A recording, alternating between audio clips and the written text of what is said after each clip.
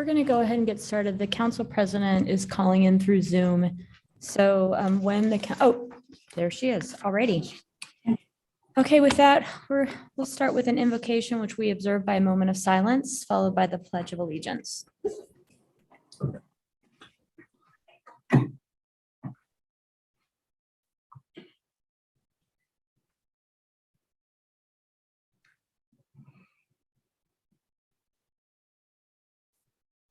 I pledge allegiance to the flag of the United States of America and to the republic for which it stands, one nation, under God, indivisible, with liberty and justice for all.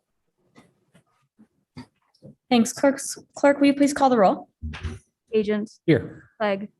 Here. Halliburton. Here. Sanchez. Here. Willits. Here. Whittings. Here. Thanks. And next up, we have council meeting minutes from last week, our deemed meeting of August 23rd. Madam Mayor, I was absent from this meeting, so I'm not going to make a motion. Right. Madam Mayor, I move approval of the council meeting minutes from August 23rd. Second. We have a motion, a second. Clerk, will you call the roll? Agent. Yes. Clegg. Yes.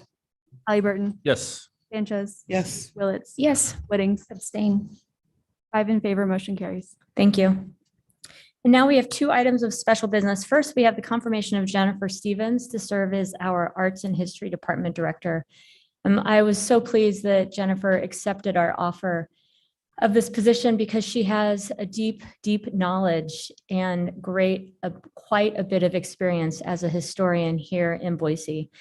In addition to having launched and running a business and building and leading the team that is her business, Jennifer has volunteered with the city on various commissions for the last 20 years.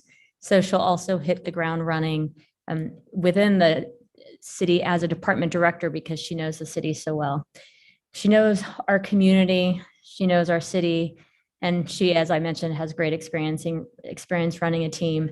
And I'm particularly excited because many of us have expressed an interest in seeing our history programs grow and the interaction that we have between the history of our community and the arts that we collect within our community and the programs and services that we deliver as a city. And there's such a great opportunity, I believe, to increase that engagement that we have with our community and to weave history throughout it.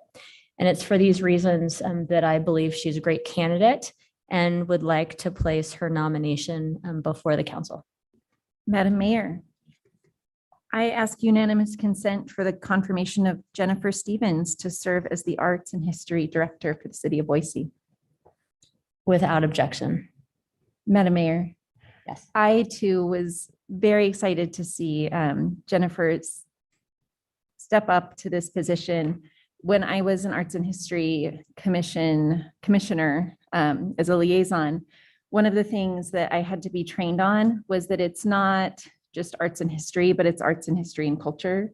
And I think that Jen is really well positioned to really weave that culture into what the department does in everyday work, just through her work as a historian, her leadership as a business leader in our community, and someone who's done so much research and knows so much about the cultural fabric of our city. So thank you, Jen, for stepping up.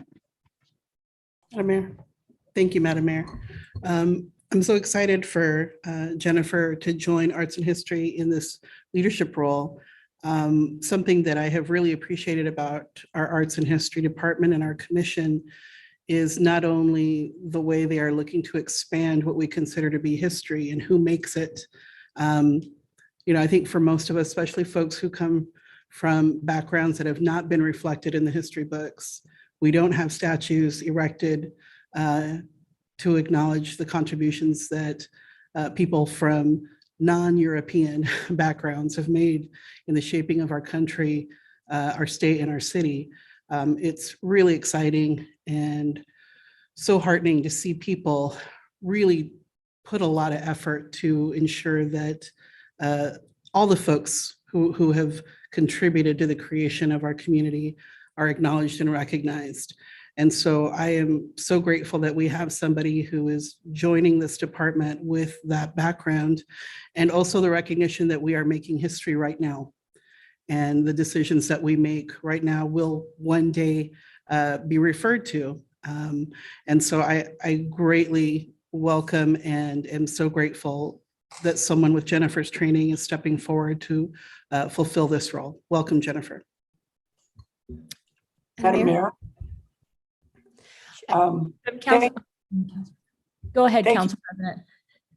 Thank you. I appreciate it. I've known Jennifer for, gosh, a very long time. She was a lot younger then, and so was I. But over that time, we've worked together on a number of projects and a number of issues, most of them centered around the city in some way or another, and the work that the city does and the progress that the city's made. She's always brought a really thoughtful point of view.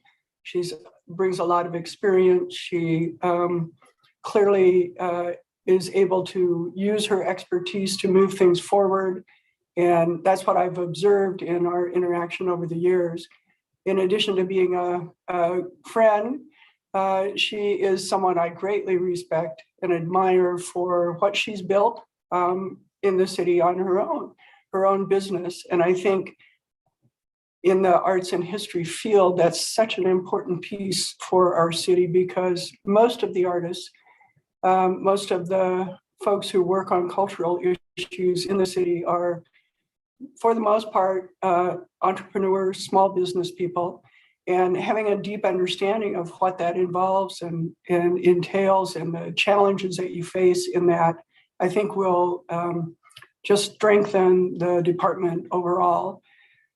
She clearly has the ability to lead a team. She's done that well at her current business, and make that team stronger, make sure that they contribute to the whole. So I have every confidence she'll be able to do that with the Arts and History Department. And Madam Mayor, both you and I used the word someone of this high caliber in trying to describe Jennifer. One of us got to use it in the quote and the other one, and I found a different word, which is fine, but I'll say it tonight because there are few people of this high caliber available in our city for this job at this moment. And I'm so excited that Jennifer was willing to take it on. Madam Mayor, I'll join the chorus. I hope Jennifer's listening. You usually don't hear these kind of things unless you're dead. So I'm glad that she's having a great opportunity to hear how much people love and appreciate her.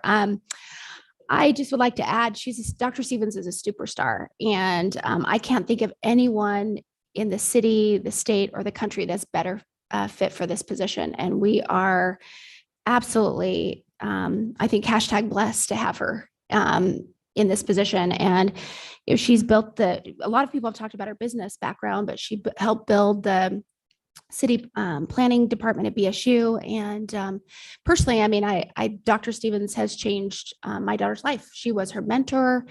And I truly appreciate those who will give of their time, particularly to young and aspiring professionals. And so I have a different perspective because I know just how valuable her mentorship has been to my daughter, and her professional background is just incredible. So Jennifer, I hope you're taking notes. Well, thank you all. I believe Jennifer is here. She's actually in Washington, D.C. for her last trip to the archives for her business before she transfers out of that role and joins us next week after Labor Day. Jennifer, I know that I would imagine that you've got a couple things to say. I am sure that you appreciate, oh, good, it's good to see you. Yes. Everything that was said. And I am just so pleased that this council and this community recognizes the impact that this position has, and the opportunity that you have to strengthen this and one, be a part of our team here at the city, but then two, build out and strengthen a department in our engagement in what, as Councilmember Wooding said, it's arts, history, and correctly culture of our city that really is serves as the foundation of the understanding of who we are and helps us figure out who we can be. And so with that, I'm going to hand it over to you and welcome and congratulations. Well, thank you, everybody. And maybe you can't see me. Maybe Elaine We can is see you. Okay. Well, thank you all very much. I'm sorry that I can't be there and hear all these amazing things you're saying about me in person. I do. And Elaine, thanks for pointing out that I'm a lot older now than I used to be. I appreciate that. I'm really incredibly honored to take this position and to be offered it by the city. It's, it's a really, for me, it's an incredible blend of my own personal passions. The city of Boise is the top of that list, but also city planning and history, obviously. And I also am a big fan of the public arts, and I expect I will learn a lot from the team that I'm inheriting, and am looking forward to that challenge. But really, more than anything, Councilwoman Sanchez said something that really stuck with me, and that was the stories that we have to tell that aren't the ones that we already know. And I think, the mayor is wanting to build and is doing a great job of building a city for everyone. And I think that unveiling some of those hidden stories of the people that we don't already know is a really important part of that, and making sure that the steps that we take in the next few years are really impactful for the new citizens that we're welcoming to this city, and also re-engaging the people who've lived here for a long time. And those are really my big goals, is to re-engage the citizens through culture, through arts, through history, and also help the newcomers understand that they do have a place here, and that they have stories here, stories that, their ancestors made that most people don't know about. So I'm looking forward to those challenges, to being part of the team, to joining many of you who I've known for a long time in this new role, in this new capacity. And I'm really honored for the opportunity. So thank you all so much. I can't wait to get started next week. Thank you very much, and congratulations.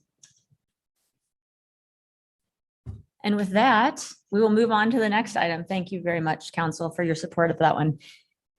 On the next item is Crispin Gravitt. I can't believe Crispin's already up for a reappointment, but it's great to have Crispin. I don't see Crispin in the audience. Maybe they're online. To have Crispin agree to another term of service on the Public Works Commission. Crispin has been a great volunteer.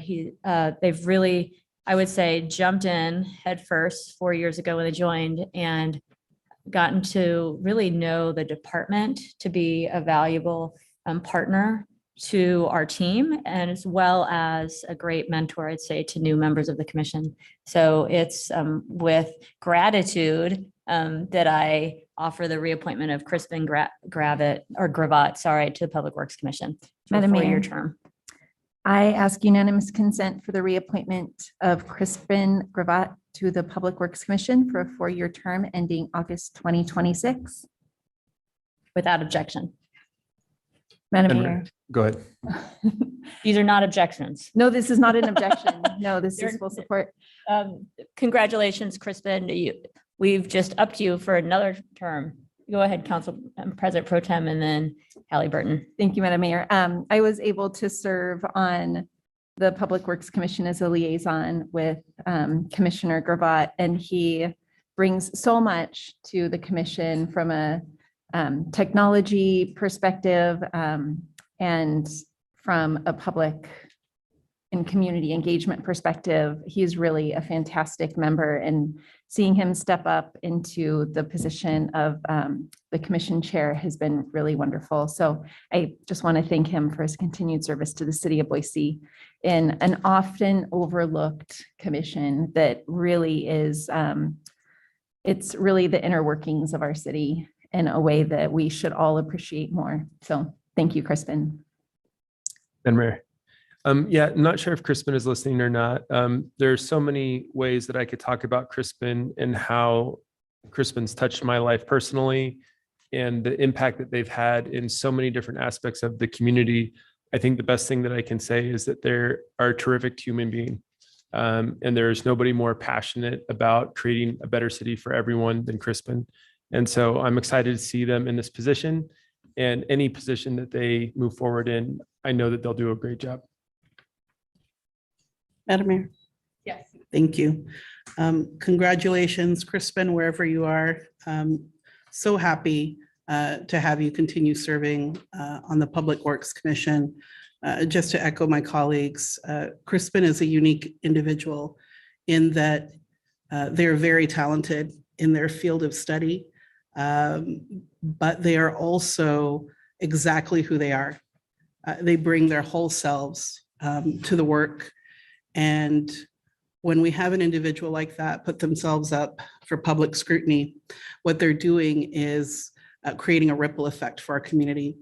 And it's letting other people in our community who are very talented, who have so much to offer in these leadership roles, it's letting them know that they can come as they are as well.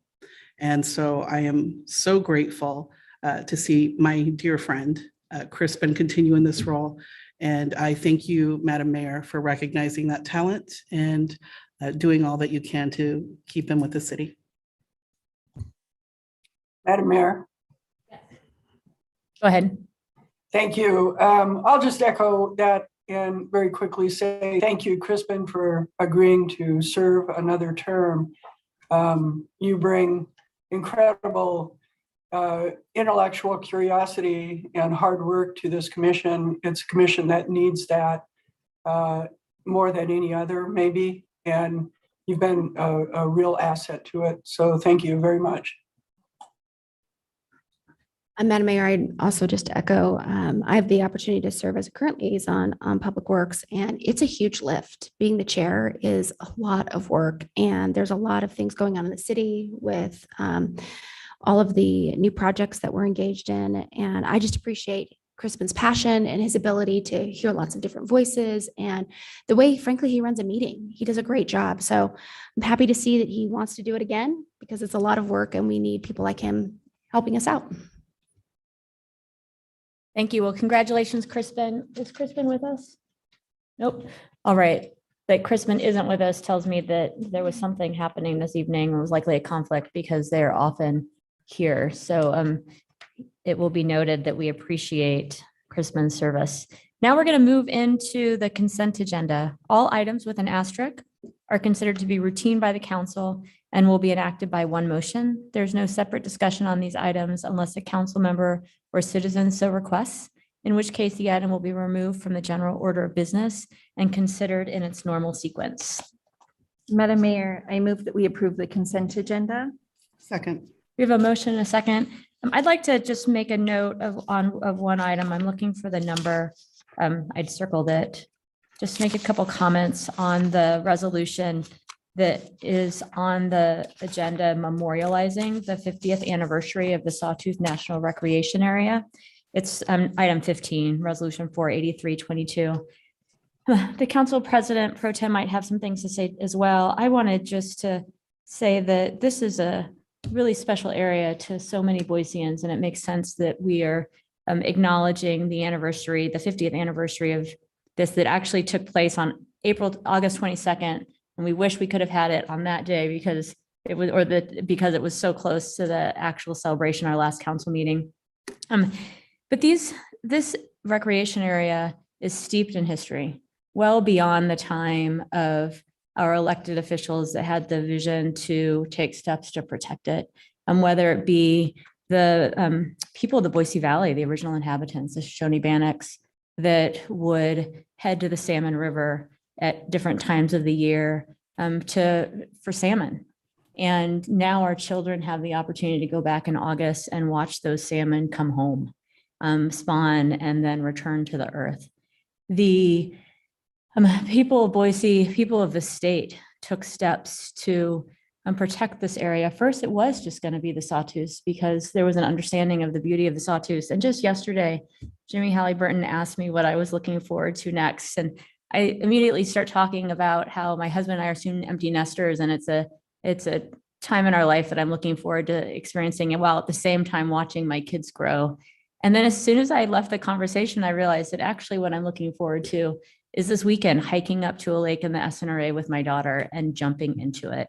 And when my son gets back from his semester in school, strapping skins on our skis and heading into the Sawtooth, or mountain biking with my husband on Fisher Creek. And so there are places that for my family for the last 25 years have really become those places where we go to reconnect, spend time together, to remind ourselves how much we care about each other in this place. And at the same time, for our kids to learn skills and independence. And now for me to see them say before they head off to school, oh, can we take one last trip? Just us.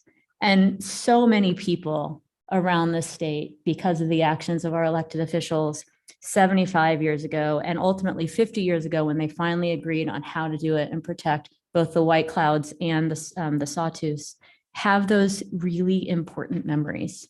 And it's for that reason that, one, it was an honor to be part of writing this with the members of council, but then I'm really pleased to see it on the agenda tonight. Madam Mayor, this was actually brought to me by a constituent.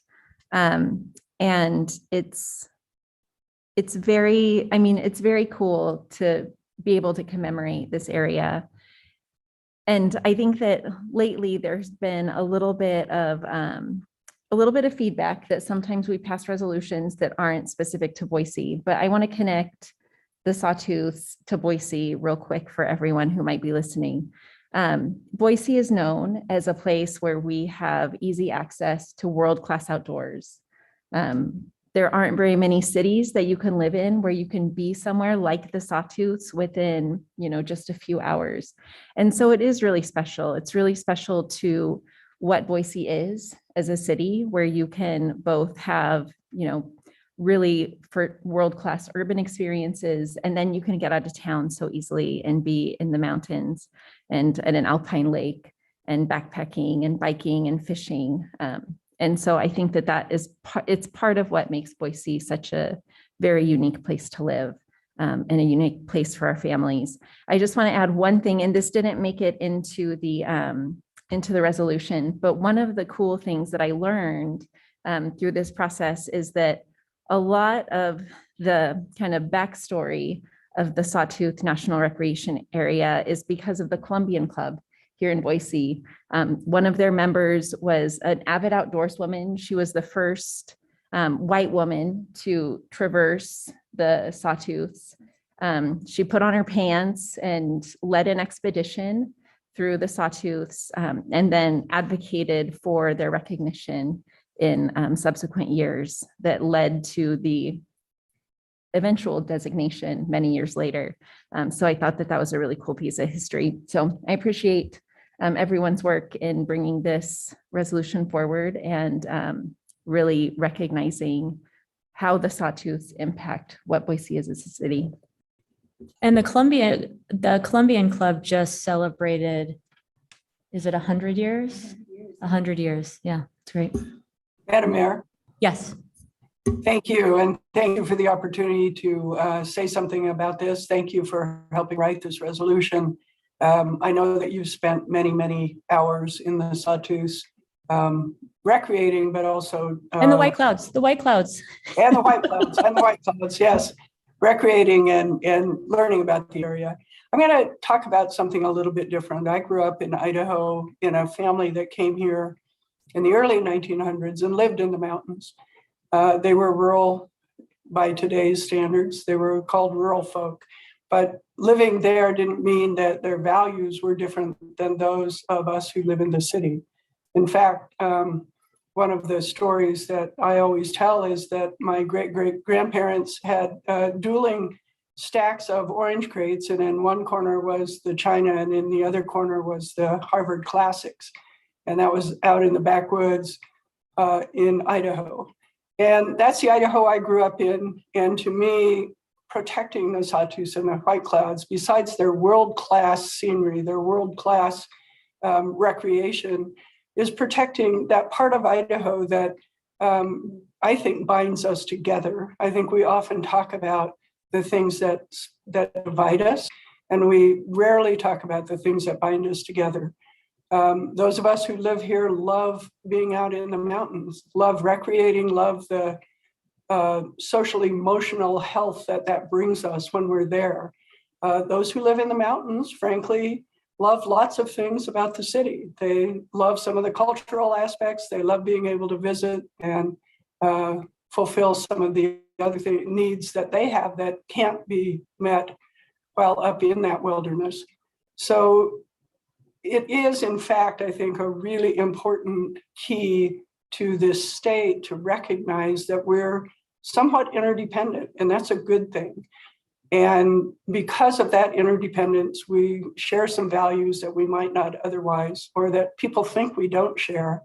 And so for me, this resolution speaks to a place that represents what I think is best about the state, which is that it's a really wonderful state, peopled by a wonderful people in all of the places that, for the most part, I think everyone recognizes and values all sides of it. And so I'm so happy that we brought this resolution. It's exciting to hear about the Columbian Club. I didn't know that piece of history. And they were certainly a very key part of the growth of Boise. And it's interesting to know what a key part they were in saving this wonderful place for all Idahoans, not just Boiseans, not just those who live there, but for all of us to enjoy forever. Thank you. Thank you. All right. With that, clerk, will you call the roll? Agents. Yes. Clegg, Yes. Halliburton. Yes. Sanchez, Yes. Willetts, Yes. Whittings. Yes. All in favor, motion carries. Thank you. Madam Mayor, Yeah. I Yes. probably should have done this at the end, but I didn't want to take away from the sawtooth. We should at least mention that Resolution 11 was this year's budget, and included in it was the L2 form, which I did review and found to be accurate, and excited to see it moving forward to certification. Thank you very much, Council President. All righty. We are going to move into ordinances. We have nothing on first and second, but we've got 4 on third.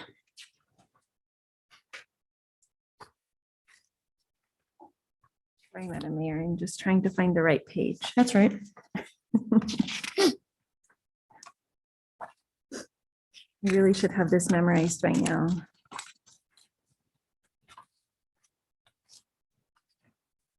All right, here we go.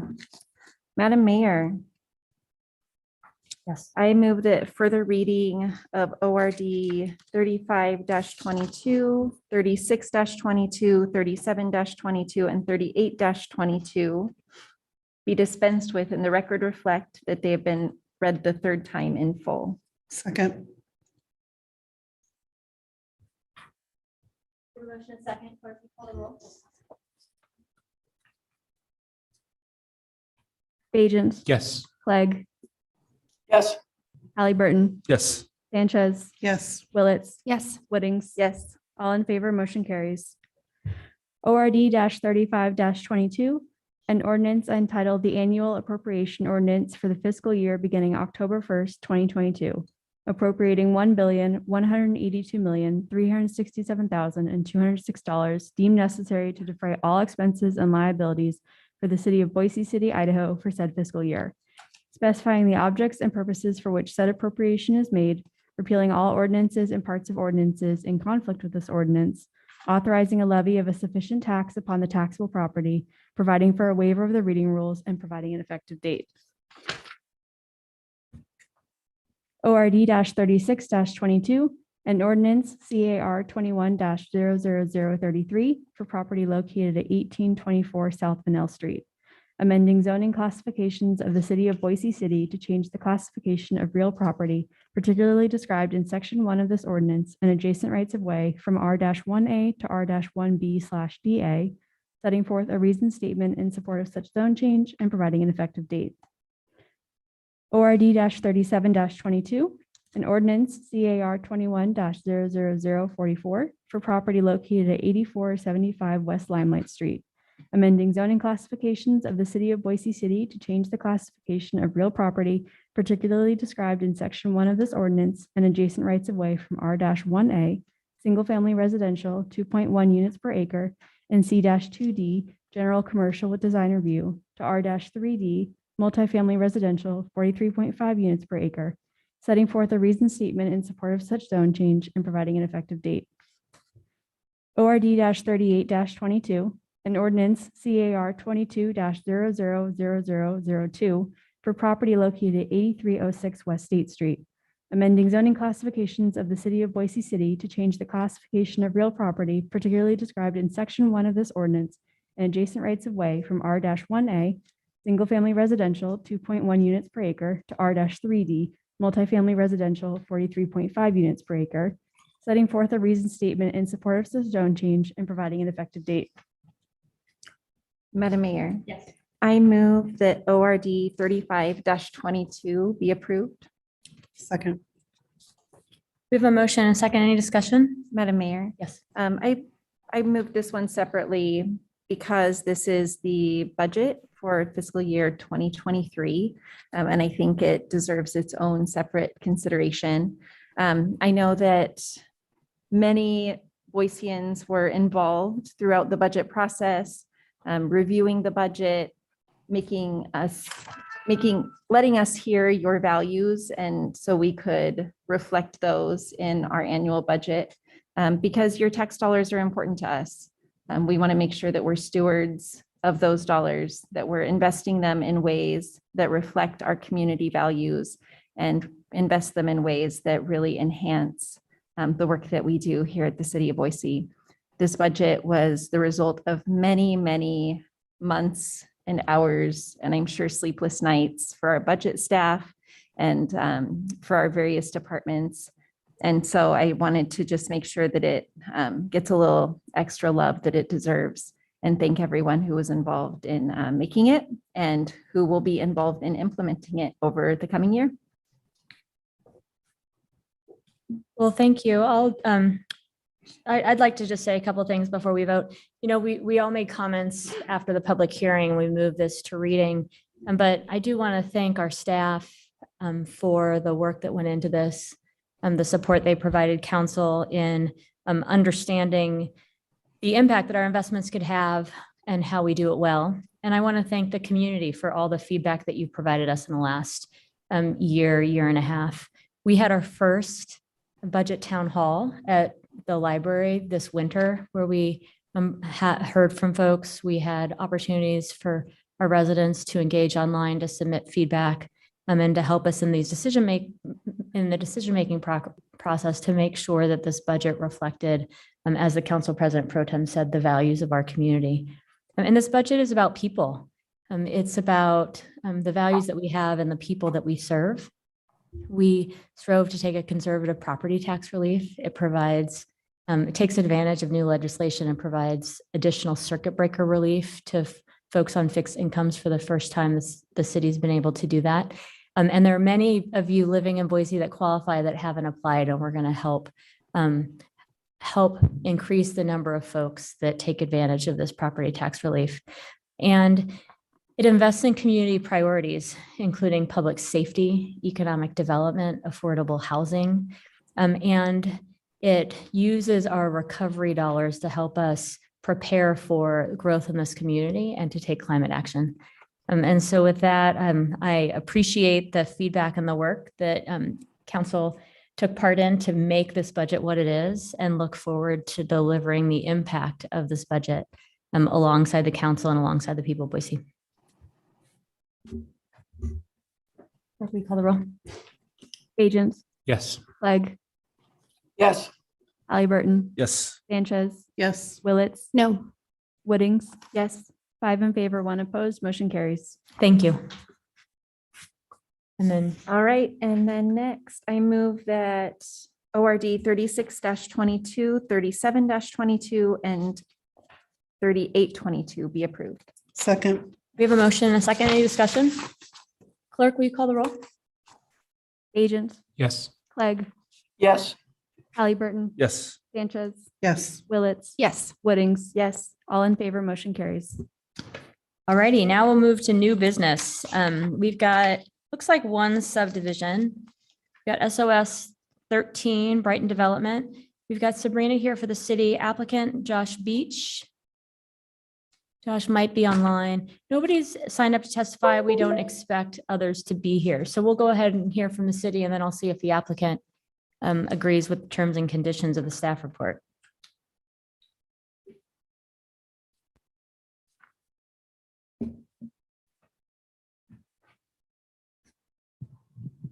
Good evening, Madam Mayor, members of the council. The item before you is a request to vacate 3 Boise City sewer easements for lots 1 through 7, block 15 of Research Center subdivision number 7 on 6.4 acres located at 12673 Ash Creek Street in a R3D zone. The applicant has recently obtained approval to rezone the subject property from industrial to multifamily residential and has received design review approval for proposed multifamily development. They are currently in the process of consolidating the 4 subject parcels into a single lot prior to development. The Boise City Public Works Sewer Department required the applicant to vacate 3 existing sewer easements on the property prior to consolidation of the parcels and has provided written approval of the requested vacation. The planning team recommends approval of the requested vacation of easements, and I'll stand for any questions. Are there any questions for Sabrina? All right, no questions. Is the applicant here? The applicant is not here, which means we will take that as agreement with the proposal that we approve the vacation of this easement. I just want to confirm that nobody is here to testify on this. Madam Mayor, I do have someone with their hand raised online. All right.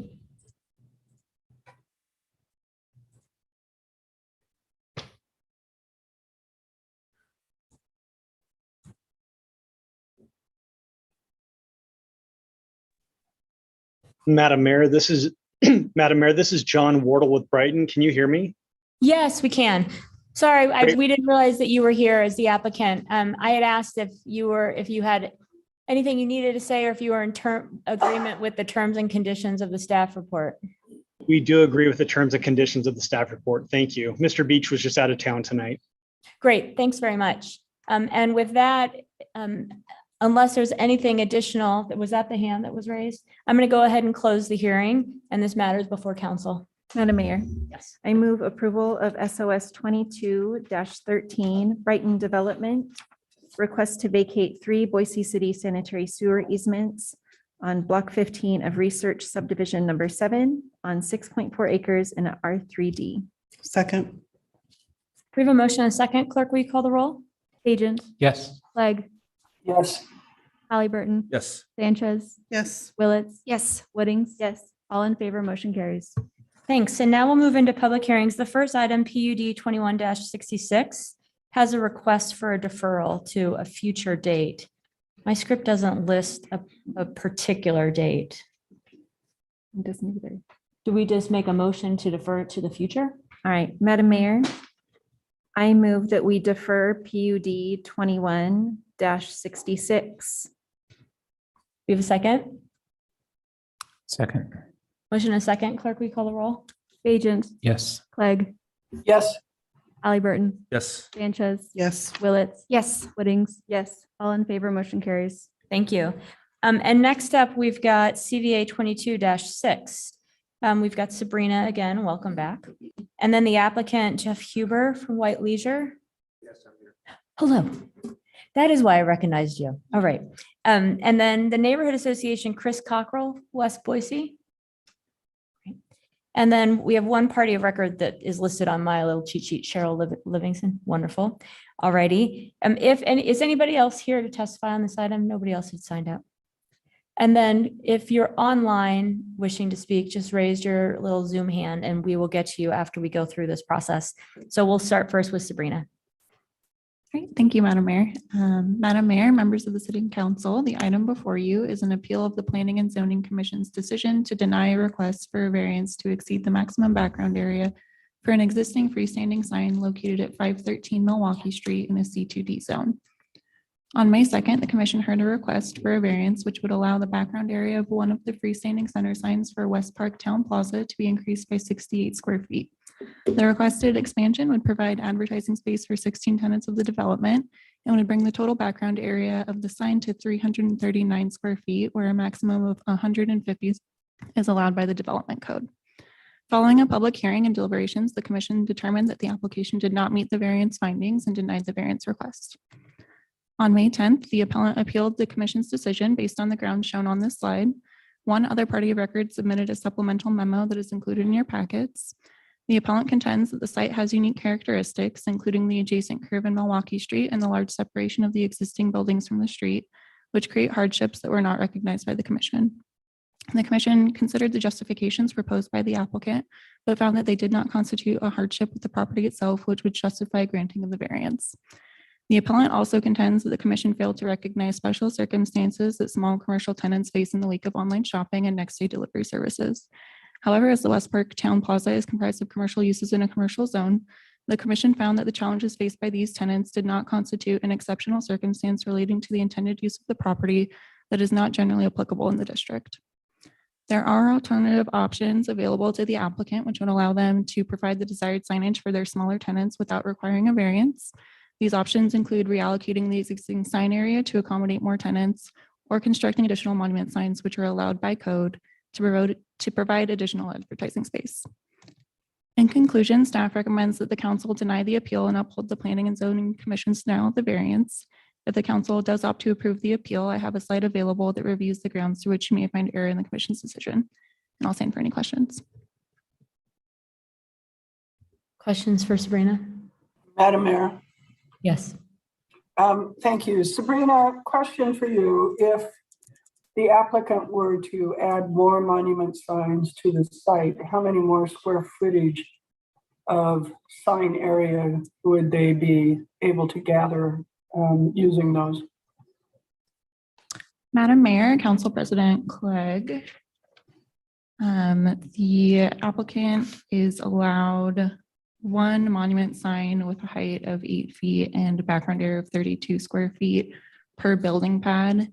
There are 8 building pads in the center and they have 4 existing monument signs. So they could do 4 additional signs with 32 square feet of background each.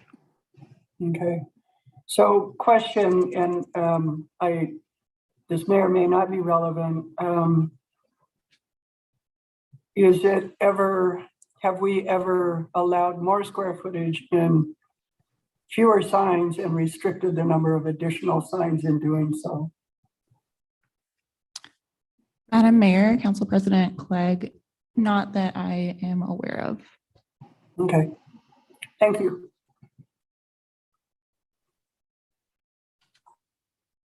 Any further questions for Sabrina? Right, sir, come on up. Welcome. Thank you, Madam Mayor. For the record, my name is Jeff Huber. I represent the applicant. Our address is 8385 West Emerald Street. Sabrina, could you put on the You should be, PowerPoint presentation? you should have a, is that the little, you should have a little clicker that There we go. moves the, great. That's good. This center was constructed approximately 1989, just around the time the mall was constructed. The Milwaukee Street was put through to Fairview to connect with the major arterials. All the property owners along Milwaukee Street contributed to an LID that allowed Milwaukee Street to go through. There are 2 pylon signs currently on the property. One in this location for Target and one here that has Ross and has space for a few tenants on it. As you can see, this curve in the road is unusual. It's an unusual site characteristic, and there's a reason for it. I'll get to that a little later in my presentation.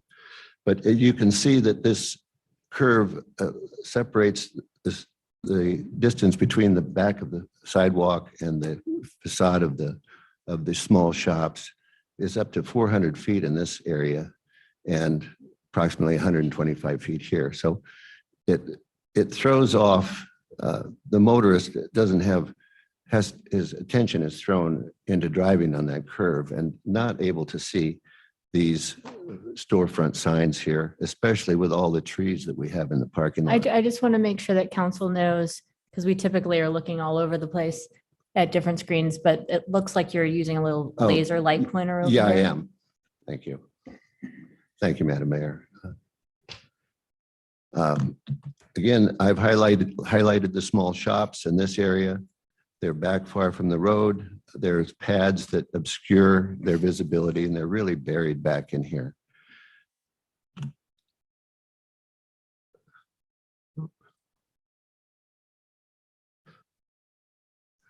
These are the two existing pylons. Target required the entire pylon for themselves when they came here. This is the first Target in the state. The community was excited to have them. And we agreed to give them the entire pylon. In hindsight, maybe we should have negotiated a little harder, but they're not going to give up any of the pylon today. I can tell you that. It's the busiest Target in the state. And we're proposing to add additional 4-foot sign, a 4-foot high sign right in this location on this pylon. Oops, I'm going the wrong way, excuse me.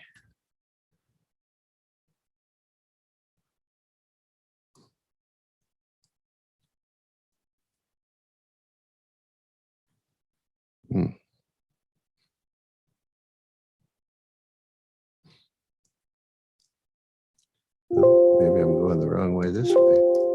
Pardon me. Sabrina, can you? This doesn't seem to be going correctly. Which slide do Can you you need? can you change the slides there? That'd be great. Yeah, that slide.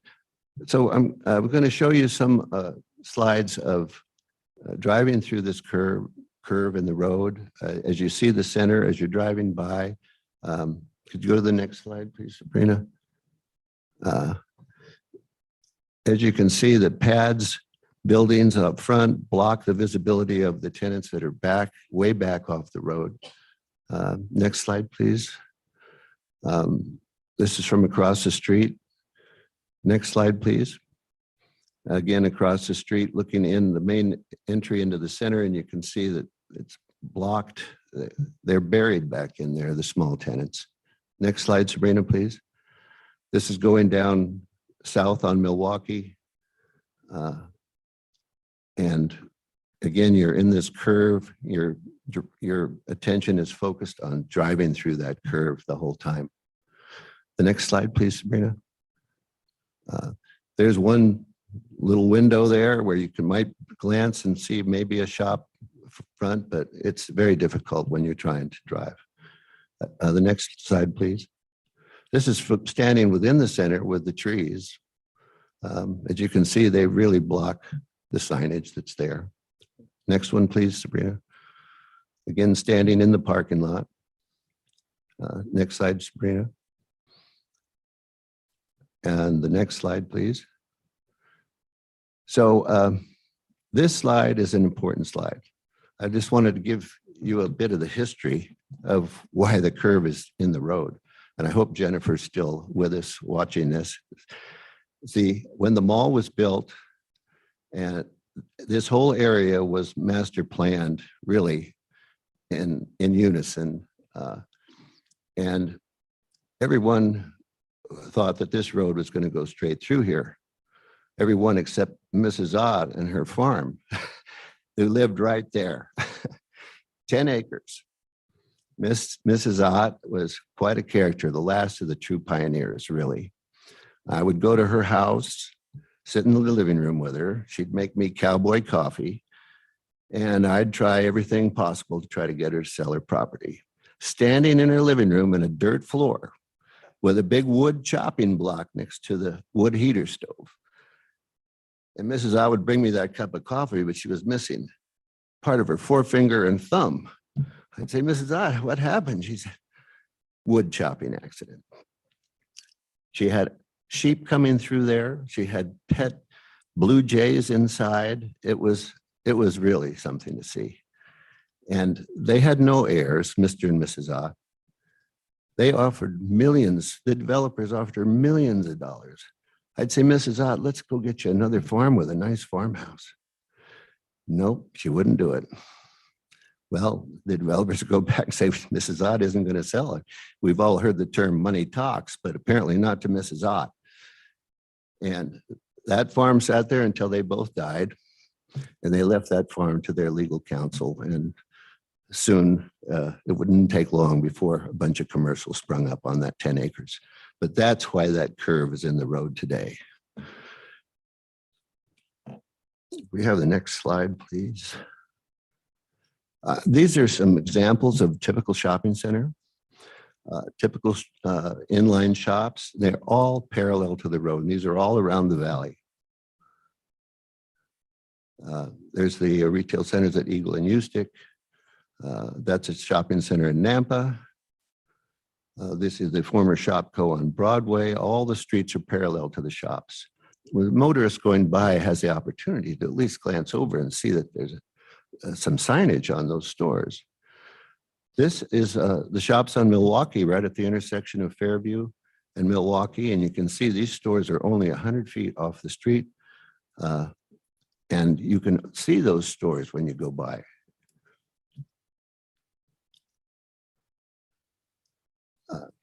We are requesting that this 4-foot sign go right on the lower portion of the existing pylon. It's the most logical place for it. The structure, the infrastructure is there. It's the most effective place for the signage for the public.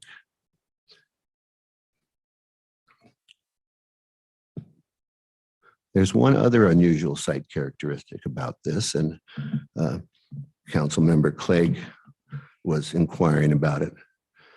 We actually have 13 parcels in this center, which is highly unusual.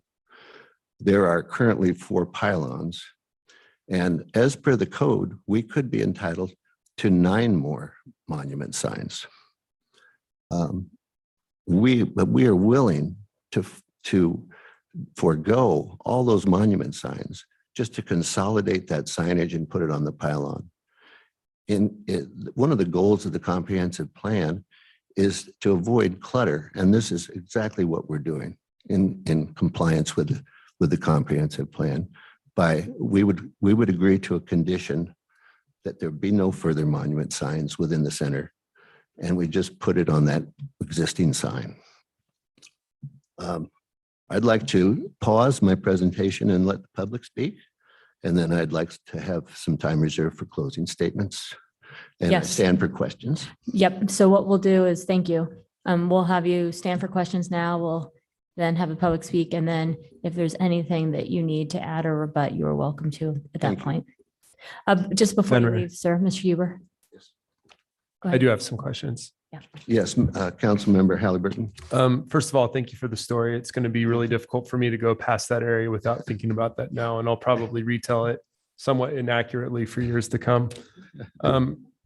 So I read through the transcript previously, and I'm looking at the summary now, and you are appealing on the grounds that you thought the decision was arbitrary and capricious, based on the commission failing to recognize the unique characteristics of the site and the hardships created by those characteristics. There's some additional stuff that talks about the wake of online shopping and next day delivery services, which I think is a very valid point, but also not unique to this particular area that exists in all small businesses across the country. So my question for you is, did you give the presentation that you gave to us as far as the slides? Because that I couldn't tell in the transcript. And is what you're telling me is that you thought that they ignored that presentation, or was there information that you feel like they failed to recognize? Or was that discussed in the meeting? That's what I'm having a hard time with. It seems to me like there was a discussion in the meeting, but I can't tell how detailed you went into the curvature. I did give this presentation to the Planning and Zoning Commission. One member of the commission thought that it made sense to put the signage on the pylon, but that the code, it was up to the city council because they are the ones that have created the code, I think is how he explained it. Yep. And Madam Mayor, just I guess to reply there. So I think what I'm hearing is that there was discussion about the curvature in the road. It sounds like probably some detailed discussion about that. And even though there was that discussion, the disagreement was, yes, we would like to approve this, but code doesn't actually show that this is a true hardship. Is that accurate? I would say so, perhaps. If the council can find that this is an unusual site characteristic for which in the code there is no definition, you would be well within the parameters of the code, in my estimation, in approving this application. Okay. Perfect. Thank you. Thank you. There might be additional questions. Council President? No? Okay, all right. Then we will go ahead and hear, we always hear first from the Neighborhood Association. Is Al out there? Can Al speak? Oh, sure. Is somebody online for the Neighborhood Association? I thought you had nodded. Sorry about that. Great. Yep, we'll set. I didn't hear the person's name. Al? Al? Yeah. Youngworth? I thought his hand was raised a second ago. Yep. Can you guys hear me? Yes. Welcome. Yes, thank you. Jeff brought this to the, first of all, I'm Al Youngworth. I'm the business representative for the West Boise Neighborhood Association. Al, I am going to ask you just, your voice is wandering a little bit, like getting quieter. So either stay right up close to the mic or talk a little louder. I'm not sure which is going to fix it. Okay, I hope you guys can hear me okay now. Can you hear me? Yes. Okay. Jeff presented his proposal to several of the board members of the West Boise Neighborhood Association. We went out to the site. We reviewed the code, and in light of all of those things, we felt that his proposal was the best solution to add more signage. We are certainly, and I'm personally, sympathetic to the needs of local businesses and their need to promote themselves. And there's certainly a lack of that for the smaller businesses there at that shopping center. We also presented this to our Facebook group that has about 115 members. We know that there was about 80 views, and we asked for feedback, and there was no negative feedback on it. So the West Boise Neighborhood Association is in favor of this proposal. Thank you.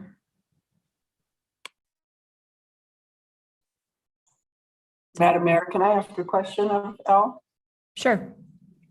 Al, so my question is this, when you decided that this was the best solution for the need for more signage for these small businesses, what were the factors that you talked about? Well, the factors that we talked about were the alternatives and placing the signs along other stretches of the frontage there where there's a lot of tree cover, especially in the summer, this time of year.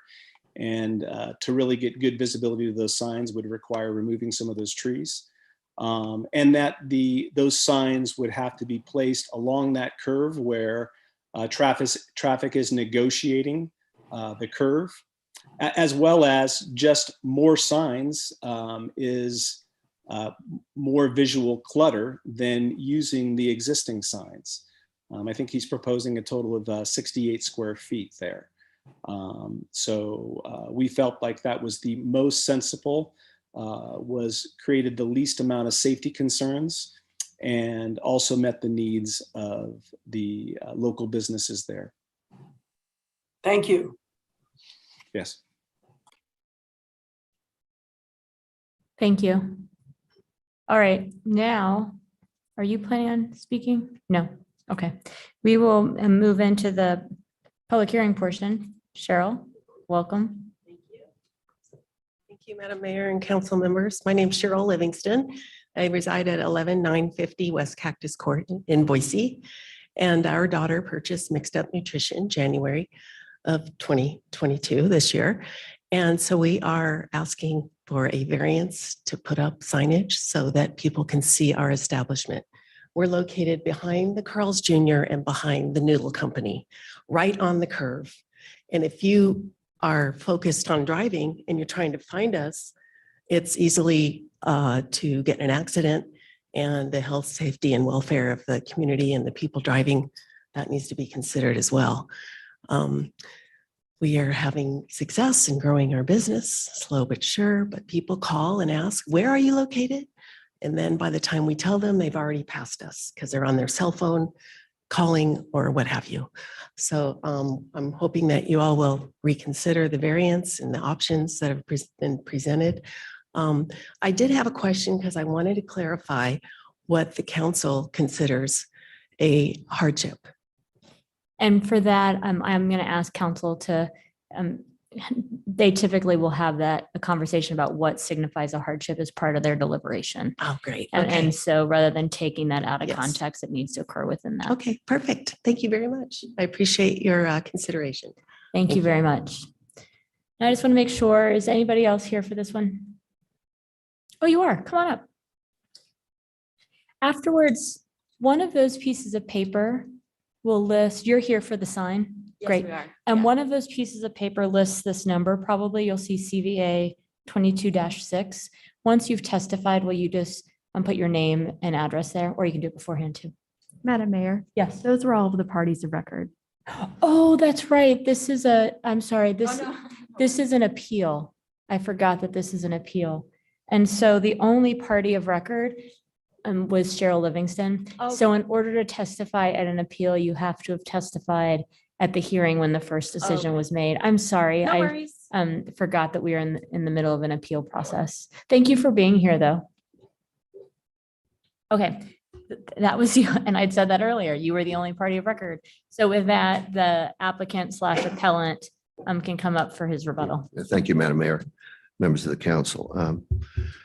I was the one that went out and asked the tenants to come tonight, and I didn't really realize at the time that they couldn't testify, that they are one of the tenants that would like to have some signage on that street. In closing, I just want to say that, you know, the retail landscape has changed dramatically over the years, and these small mom and pop brick and mortar tenants, they've really faced an uphill battle with the virus and what it's caused. You know, mandated closures, supply chain interruptions, people not wanting to go out, and online shopping, which is accounts for 21% of all retail sales, and it's growing each year.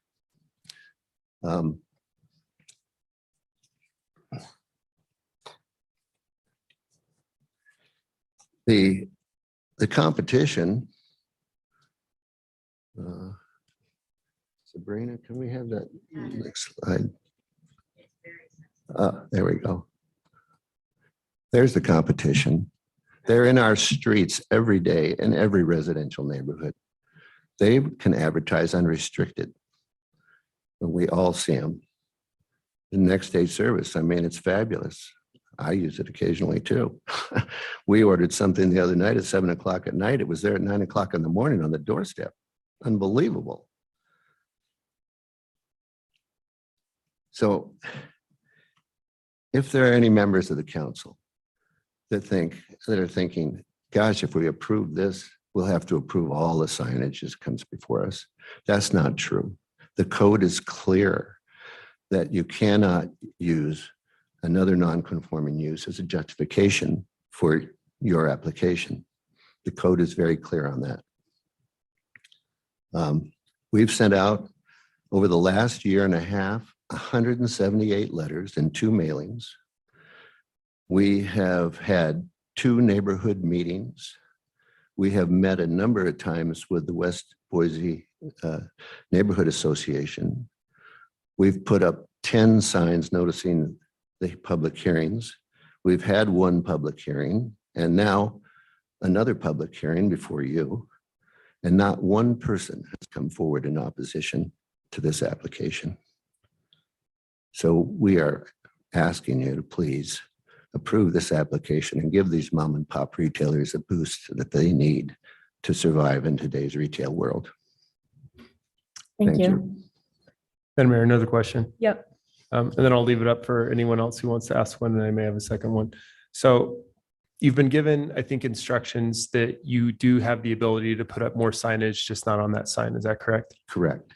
And so in order to do that, it would cost a large amount of money, landscaping, clutter on a road that's curved, Electrical, underground, electrical, and the tenants have to pay for their signage. the combination of that money that would cost and the curve in the road is what you believe is creating the hardship. Yes. Okay. Thank you. Anything further? Madam Mayor, Yes. one other quick question. The neighborhood association mentioned that if you did cite other signs, it was likely that you would have to remove trees to do that. Have you looked at potential locations for other signs, and are there trees that would be in the way of that? Well, Councilmember Clegg, in answer to your question, if we were to add signage, it would be the monument signs that would go along the road. And that would add visual clutter to the area, and it would be very expensive. And we just feel that the most logical thing is to add it onto that existing pylon. The impact to the community would be negligible in my estimation. Okay. Last question, from me anyway. You mentioned that you'd be amenable to a condition that would not allow you to put any more monument signs. I think that's maybe perhaps not a bad idea, but I wonder if you've thought through if that in fact is the case, that there's not going to be any chance in the future that you're going to need even one more monument sign, and you're comfortable with that. Yes, we are. Okay, thank you. Yes, and we would agree to that condition. Thank you. Thank you. Thank you. All right. With that, I'm going to close the public hearing, and this matter is before council. Madam Mayor, Yes. I would move that we overturn the appeal and uphold the appeal. I'm sorry. I would move that we uphold the appeal and overturn Planning and Zoning's commission for denial. And if there's a second, I can explain why. Second. Well, there were a whole bunch of them. All right. So go ahead. So I mentioned this earlier. I don't believe that there's a hardship because of the changing of online shipping, overnight shipping. That's everybody, has nothing to do with this location. Don't really see that as a hardship. I don't necessarily see the curve in the road as a hardship either. What I do see as a hardship is the fact that it's going to cost more money to create a sign that potentially will be dangerous on the curve in a road when all of that can be put into one area. I think that that could have been spelled out a little bit more clearly through questioning at the Planning and Zoning Commission, and further questioning maybe could have gotten to the point where we saw that there might be a safety concern with that visual clutter, and that is stated in the comprehensive plan. And so for that reason, I made the motion. Madam Mayor? Yes. I tried to second and do support the motion because I also think that there is a hardship in introducing a lot more monument signs on the curve, and that hardship is a safety one. As I understand our code, we cannot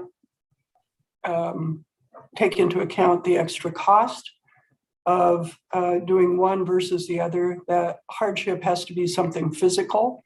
And so for me, the hardship is that those monument signs would create dangerous driving situations along the curve, and that it seems reasonable to me to consolidate all of that at one place where typically people are stopped at a stop sign at least, or stoplight at least at some portion of their drive there. And especially with the applicant willing to accept a condition to forego other monument signs, I'm very willing to support this. My question to the maker of the motion is whether that condition is part of the motion. Madam Mayor, Council President, I would make that condition part of the motion. Second. And all the sectors agree. All righty. Okay.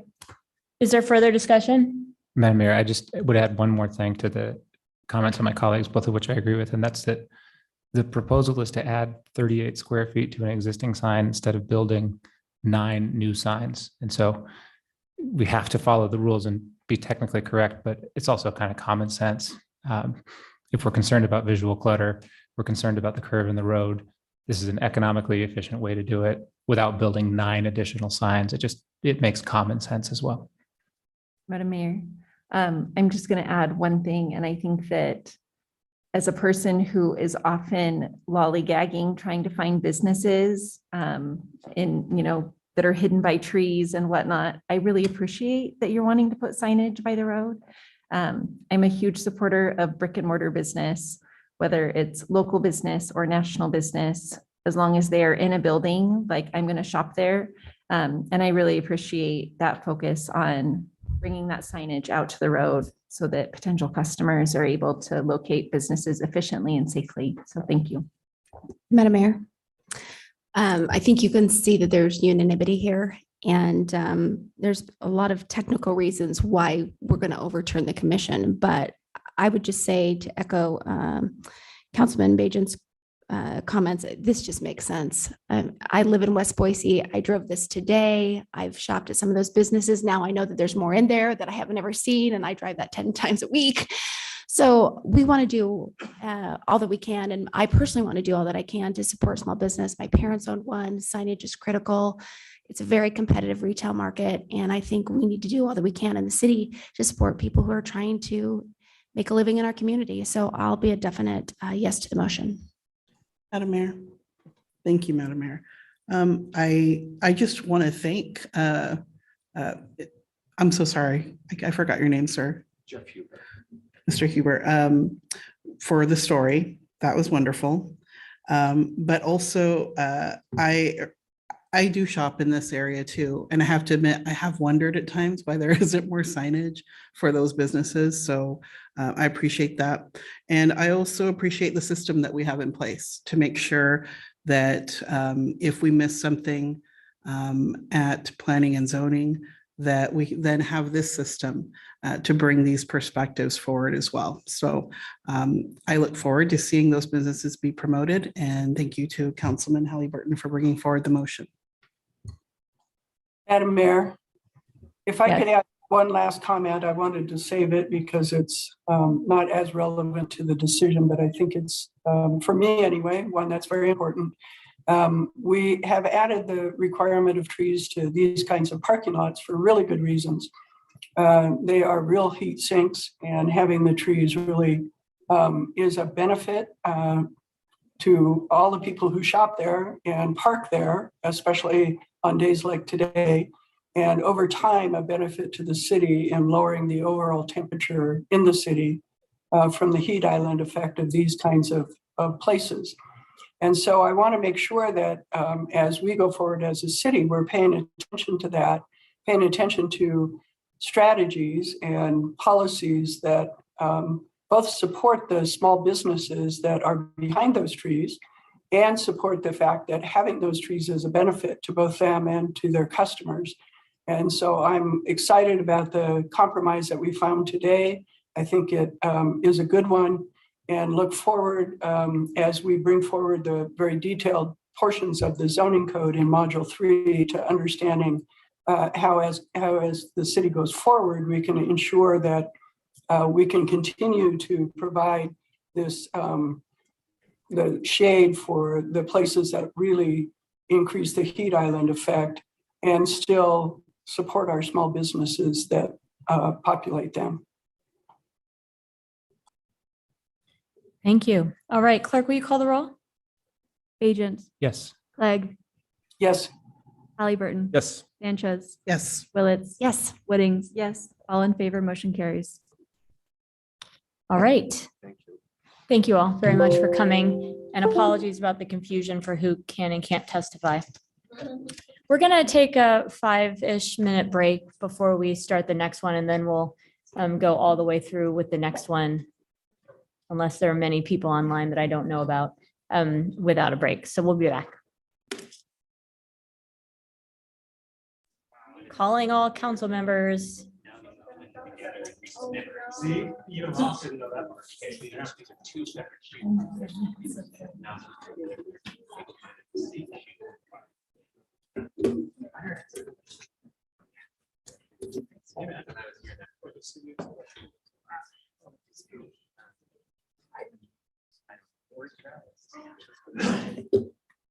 So this next item is a film permit fee hearing. And it really is a hearing on the new ordinance being proposed for filming in the city. And I want to thank Council President Clegg and Council President Pro Tem Whittings for bringing to light and bringing attention to the need for something like this, both a request from some members of the film community and from the city's perspective and your work on it. We see this as a hearing to get feedback. I understand that council has been hearing feedback from members of the film community, but to hear feedback in a public setting tonight, and then I would expect that feedback would be taken and amendments and changes will be made. So just want to put that out there before we get going so that everybody knows that's here, that your feedback on this ordinance tonight is extremely helpful and council's looking forward to hearing it, as am I. And with that, I'm going to ask Jamie Heinzerling to present the ordinance, and then we will open it up. I only had Betsy Russell, very good job, Betsy, sign up when she walked into the lobby. And I appreciate that you wrote that with the caveat as written, recognizing that changes will be made. So those of you that are here that want to testify, there's some papers there. So after you've testified or before, and maybe we can efficiently do it where one of you is testifying and one of you is writing your name down. Go ahead and record yourself there. So we've got that for records, if you wouldn't mind, please. And with that, Jamie, go ahead. Madam Mayor, council members, thank you for having me here today to present the film permit ordinance, which really sets the standards for governing our increasing film activities within our community. The provisions within this ordinance are intended to really strike a balance between encouraging commercial activity and economic development, while also at the same time protecting the property rights of the city, our residences, our businesses, and to really safeguard the public health and safety and welfare of our community. As you know, we presented a draft to this council in June of 2022. And at that time, we received direction from you to move forward with meeting with a diverse group of stakeholders to get their input on the actual ordinance itself and to provide us feedback to make any changes necessary and to hopefully get additional insight into the industry, as well as making sure that it meets the needs of the industry. We were also asked to create a simple, non-onerous process, and hopefully we hit the mark with the ordinance draft that is before you. Additionally, we were asked to develop and research potential economic incentives for the film industry. So with this direction and these goals in mind, staff invited stakeholders to participate in the process. We began outreach by sending the draft ordinance out to a various group of stakeholders. You can see the different types of stakeholders that were invited to participate and that in fact did participate, which was a really good cross-section. And we also sent out a survey ahead of time to try and gain insight ahead of our stakeholder meeting so we could be very prepared. I say I would like to recognize Jen Patino in all of this. She is our legal staff member who has worked tirelessly to make any amendments, to work with the stakeholders and do this outreach alongside me. So I really appreciate her time and her attention to detail in this as well. Our hope in doing this survey prior to was to gain the additional knowledge that the stakeholders had, what their focus was, what areas we really needed to look at. And we ask a variety of questions, such as, besides money, what is the biggest challenge in making films? What are the best practices within the film industry that you see in other jurisdictions? Are there gaps within the code that we sent out for your review that do not address issues between the industry and the city, and so on?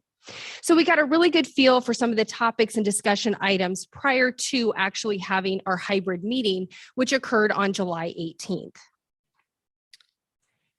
Based on that hybrid meeting that we had with the stakeholder groups, we actually implemented almost all of the recommendations in the draft that is before you.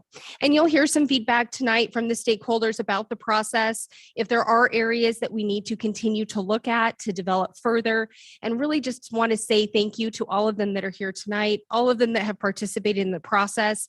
It's been a great discussion. It's been a learning opportunity for us as staff too, really again, trying to hit the mark and find that balance that's right for our community and the film industry. At a high level, some of the changes that we actually had for outcomes from our stakeholder meeting, I will hit on, and then I'll go into more detail as we go through the presentation.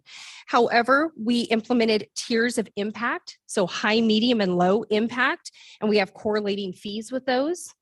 We looked at the application review timeline and certainly amended those to a much shorter time window. We eliminated duplication of processes across city departments. We created an annual license for low impact local productions. We had a greater exemption that was defined for news media. We clarified other various definitions within the code and also took a look at film contest provisions. Again, we're grateful for those that participated. I really appreciate not just during the stakeholder meeting, but their ongoing feedback that they have provided as additional drafts have been sent out. Additionally, they have extended our outreach to some of their local groups to get a more broadened aspect and feedback from those larger kind of subgroups within the film industry. Like many things that we work on, we think it's the film industry, but there are a number of subgroups that have different and varying interests and needs within that larger industry.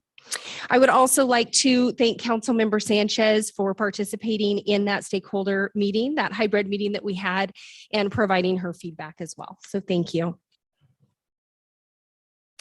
So at the heart of this ordinance, and probably the biggest thing that we're asked is, when is a film permit required? And that was what we were really trying to define and really trying to find that balance for.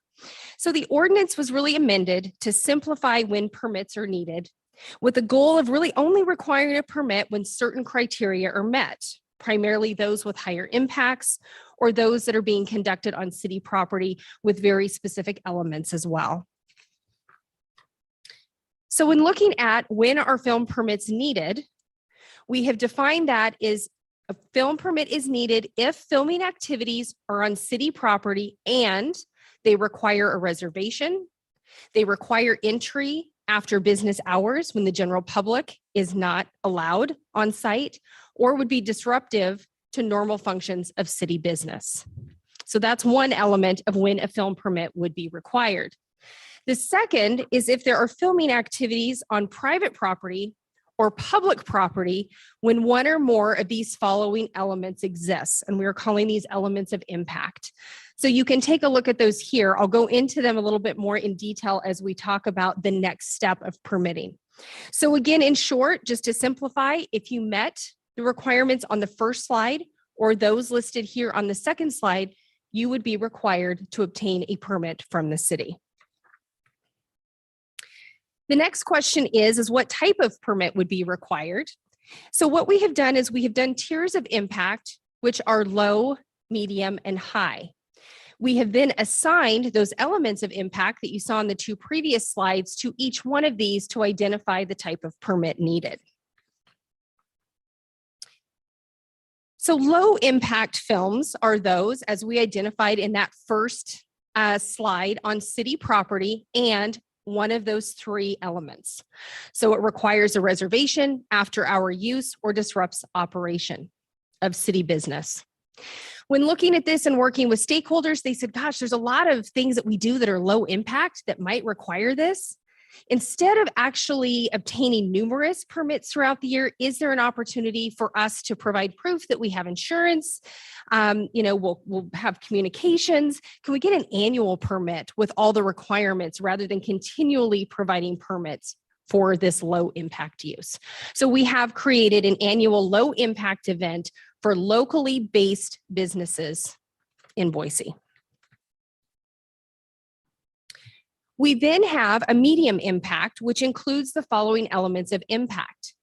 So you would be required to have a film permit if you had these elements of impact filming outdoors between the hours of 10 p.m. and 8 a.m.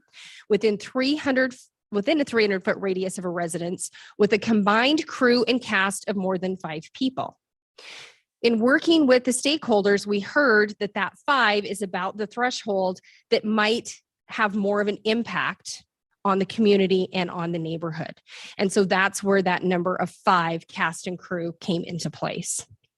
If you will significantly disrupt the normal flow of pedestrian traffic, or if you will close sidewalks, if you would brandish a real or artificial firearm or weapon in public or on private property visible to the public. So if you are on my lawn in front of my house, but I'm doing a shootout, we're going to ask that you get a permit if you're filming that, because that would be kind of a high level of concern for your neighbors as to what is that activity. So we would have notification requirements in that instance. Same thing if there are any type of sexual activities or nudity in public or on private property, that same logic applies. So those would be the elements that would require a medium impact film permit. Then thirdly, we have our high impacts. So the permit is required if these following elements of impact are in place. These are things like dangerous stunts, excessive noise, dangerous animals, explosives, or if you are going to disrupt the normal flow of traffic or do street closures. And those just include additional agencies that potentially need to be involved with that, especially if you're doing street closures. Those are just going to take a little bit more time and take a little bit more permitting to get into place. Of course, we did include exemptions and make accommodations in various areas, as you can see here listed. I won't go through each one of these, but you can kind of see what the exemptions are and for what types of activity we are providing exemptions for. You will see student films on there, contest films, activities conducted by or for the city or by other state agencies. That would include things like Idaho Public Television would be exempt, for example, because they are a state agency. I think that most significantly noted in the stakeholder feedback within this list were contest films and news media. And I think you'll hear some conversations around that. So I wanted to pull those out and touch base a little bit closer and provide you some context as to why and how those are exempt and the thought process by having them here on this list and what those definitions entail. So first, film contests are contemplated within the code and may require a permit if one of the elements of impact are met. So for instance, if somebody who's doing a film contest is going to do a high-speed chase, there's certain things that we want to make sure that there's insurance for. We want to make sure that, there's notification, that the neighborhood knows, that the community knows, 911 knows, all of those types of things. So again, it may be required that there is a permit that is issued. However, we will work with the contest managers closely on developing specific rules to this line of work or business, which is the contest films. This will allow us to identify trends, have specific permitting requirements in place because they already have very strict guidelines and very, I don't know if I would say strict, but very prominent and laid out guidelines for those that are participating in those contests. So we want to make sure that we are working with them and seeing what they might already have in place versus what they don't already have in place and how we might align our goals with what they have existing. We are recommending that these rules that are put into place are done through resolution, not specific to the ordinance, because ordinances are a little bit more onerous to change. And as we see trends that are going on with film contests, so on and so forth, we can do that still by council approval, but through a resolution process instead. The specifics with regards to this are forthcoming, and we would like to have these in place prior to the effective date of any ordinance. If we were to move forward today or in the near future with any edits or with the reading process, we are currently recommending a January 2023 implementation of this ordinance, and I'll talk a little bit more about that later. Additionally, as we define news media and work on news media within the code, we were very specific and deliberate in how we defined that. For the purposes of this discussion, I'm going to read you the actual definition and then talk to it a little bit. But news media in code is defined as the filming activities conducted for the purpose of reporting on current or breaking stories involving persons, events, or scenes by newspaper, television, or other outlets that are devoted solely or primarily to the broadcasting or distribution of information about current events. So as we conducted stakeholder feedback and stakeholder meetings and outreach, it was clear that there is news media, right? Just like we talked about, current events, responding to breaking news, those types of things. But there's often a production side to these industries as well, and what we sometimes look at as news media. So they are doing commercials. They're being paid to do paid programming. Things like infomercials, a parade of homes, or something that might be on TV. Again, paid content, sponsored content. And for us, there was a distinction between the production side and the news media side. So that's why you see the definition of news media as it is and how that falls into the exemption within this code.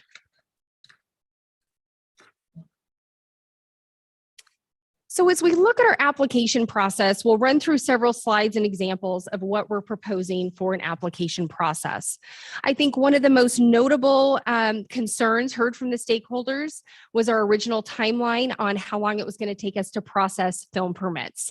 And it became very clear that we needed to adjust our expectations, but also understand the needs of the industry and what that typically looks like. So these stakeholder conversations were very valuable in that sense. And we do think, based on now that we have a low, medium, and high impact defined within the code, that we can do low and medium impact completed application review and issuance of those permits within 3 business days. And that is with our existing staff that we have within the clerk's office. If it is a high impact event, we think we can turn those around if they are completed applications, typically within 5 business days. However, if they're very complex across jurisdictions, so on and so forth, it may take a little bit longer in which to approve those. But our goal is really within 5 business days. As we looked at this, we kept in mind that we do not manage our own roads. We have to work with other agencies, not just ACHD, but other agencies as well in applying, submitting, communicating, getting approvals for all of these permits. So with that, based on our tiered definitions, we did reach out to Ada County Highway District, and they said based on those definitions, they also feel that they can meet the 3 to 5 day window. There's some nuances in there, but they were very supportive of moving forward with this based on the current definitions we have laid out in code.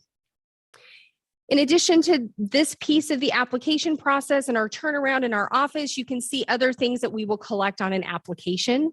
Most notably, really the nature of the film, how many cast and crew that there will be, what kind of equipment will be used, but you can see the list here. In addition, if it's more complex, we will be requesting things like a detailed staging plan, parking, sound, traffic control plans, insurance, bonding potentially, and I gave some examples last time as to when we might require bonding. Likely not very often, but the example I gave before is if somebody had something and they were going to have 5 confetti cannons that were on top of city buildings and shoot off confetti, we might ask for a bond for cleanup, anticipating that that potentially may take city resources to clean up to the full extent after something like that occurs. So that was just an example. Based on applications being submitted, and as I mentioned, the city clerk's office would be the one to intake the applications. We would do the permit review through our existing process for special events and the staff we have to manage that. We would actually reach out to all of the external stakeholders and all of the internal stakeholders who are very similar to those that we work with in our special event team. Again, if it's very complex, we would use our special event team with all 13 agencies represented, kind of that one-stop shop to review those more complex applications. Of course, with any application that we put forth now, we do have contact information that we would be requesting. In this case, there would be multiple layers of contacts. I'll show you an example of another city here in just a moment, but we want to have a simple form, but yet we want it to be dynamic. And what I mean by that is we may have a yes or no checklist. Are you going to have this in your production? Yes. Oh, it may expand and show you more information or provide additional requirements. If the answer is no, you just move on to the next question. So we're working on developing those types of forms and applications within our office already. And again, we would like to have it very much in alignment, and this would be very much in alignment with our special event permitting project that we are working on. And it would have workflows internally to speed up the process with our internal stakeholders. I did want to provide a couple of examples for you for the application process and what it might look like. In talking to the stakeholders that were involved, they suggested Seattle as well as New Orleans, that they had really good applications, really good documentation. And so we did look to that. And I'll just share with you what their applications look like, and you can just kind of see what they ask for and what those entail.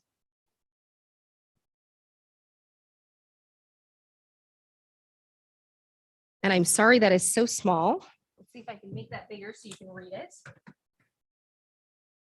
Oh.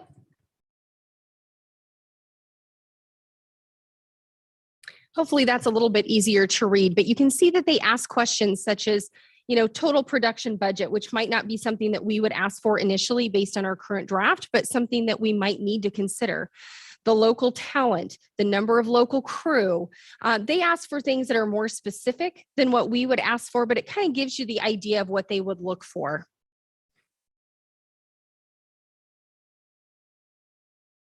You can also see short synopsis, pre-production days, so on and so forth. And I'll then refer to what is on the left navigation as well.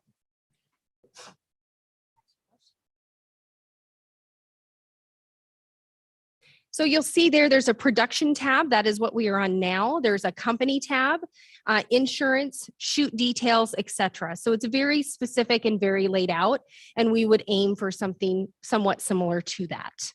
The other example is New Orleans.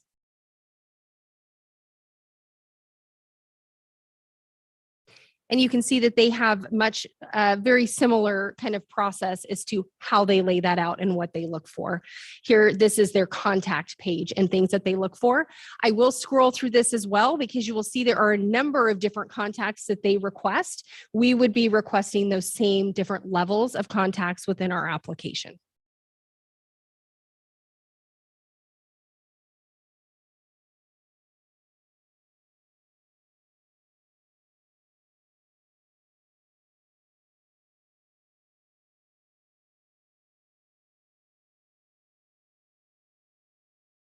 So again, just some examples of other outside agencies. There's no need for us to recreate the wheel because there are some really great examples that the industry has shared with us.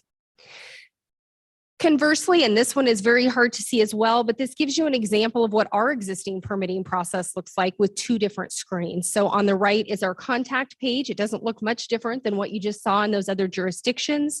What you see on the left-hand side starts for us. This is for a catering permit as an example, but it says event organizer. What type of event do you have? How many days are your events? What are the dates of your event? Start times, end times, so on and so forth. Again, a lot of those questions we would be asking in this application as well.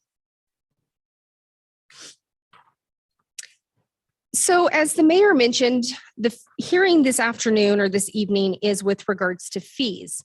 So as indicated earlier, the different types of permits have been defined here. So we have low impact. We're proposing no fee for the low impact applications and permits. Medium impact would be no application fee, but a $25 per day fee. The annual low impact would have no fees associated, as there were no fees associated with the initial low impact if it was a one-off versus the annual permit. A high impact permit is being proposed with an application fee of $250 plus a $25 per day fee. Again, we talked about exemptions earlier. So contest applications, student films, nonprofits for non-commercial purposes also are being proposed for no fee. One thing to note is that while there are no necessarily permit fees, or in some cases there are, and some per day fees, we also have to note, however, that other applicant agencies' permit fees apply. So these would be the fees collected through the clerk's office. However, if you needed an ACHD permit to close down a road or a traffic control plan, you would need to pay the associated fees for that agency. If you required a park reservation fee, you would be required to pay that park reservation fee, a citizen use permit, police services, so on and so forth. The proposed fees that you see here were really designated to incentivize the film industry to do business within Boise. And it is consistent with other jurisdictions and how they have laid out their fee structures. I do want to note that this is not a cost recovery model. We did look at that. And the standard cost recovery model to include staff time, one-time, ongoing software costs, et cetera, was estimated at about $300 to $350 on average per permit. So again, this is really focused on incentivizing the film industry to do business here. So in addition to the fees and incentivizing the film industry to do business here in Boise, we looked at other ways that we could provide incentives. We also work with the stakeholders to look at what those incentives might look like. So here is a list of incentives that were put forth by stakeholders and staff, and would certainly be up to mayor and council to determine if and how they would like to implement any of these potential incentives. Just to call out a couple, there were recommendations for parking for scouting, per day parking for production vehicles, having a waiver of fees or reduced fees, having a pre-approved vendor list for those that might be from out of the area, so they know when they come in that they know that some of these companies that they're engaging with have a good relationship with the city and know the expectations. You can kind of go through the list. We certainly would want to provide a website, social media with information, resources, educational materials for the industry to make it easy for them to do business here. Also, I think our existing framework, our ability to be responsive, our one-stop shop through our special event application format is also an incentive. I think the thing that we heard, although it is last on the list, but that we heard most from the industry is we would like to have a film office. We would like to have dedicated staff. So wanted to share that with this team. We don't know what the volume might look like currently. We feel that initially we can manage this with our existing staff, but we may need to look at adding staff at a future time, or looking at something like a film office if this is expanded and if we see there is a huge need for this in our community. So that really brings us to where we are today, which, as Madam Mayor mentioned, we are at the public hearing for the ordinance as well as for the fees. Next steps, based on the feedback that council receives this evening, is that we could set the ordinance for the reading calendar. We could do a first reading tonight. We could do a first reading in the future. It could be sent back to be amended by staff based on the direction received from council and the community this evening. We will have to do an adoption of fees, which would be done through a resolution.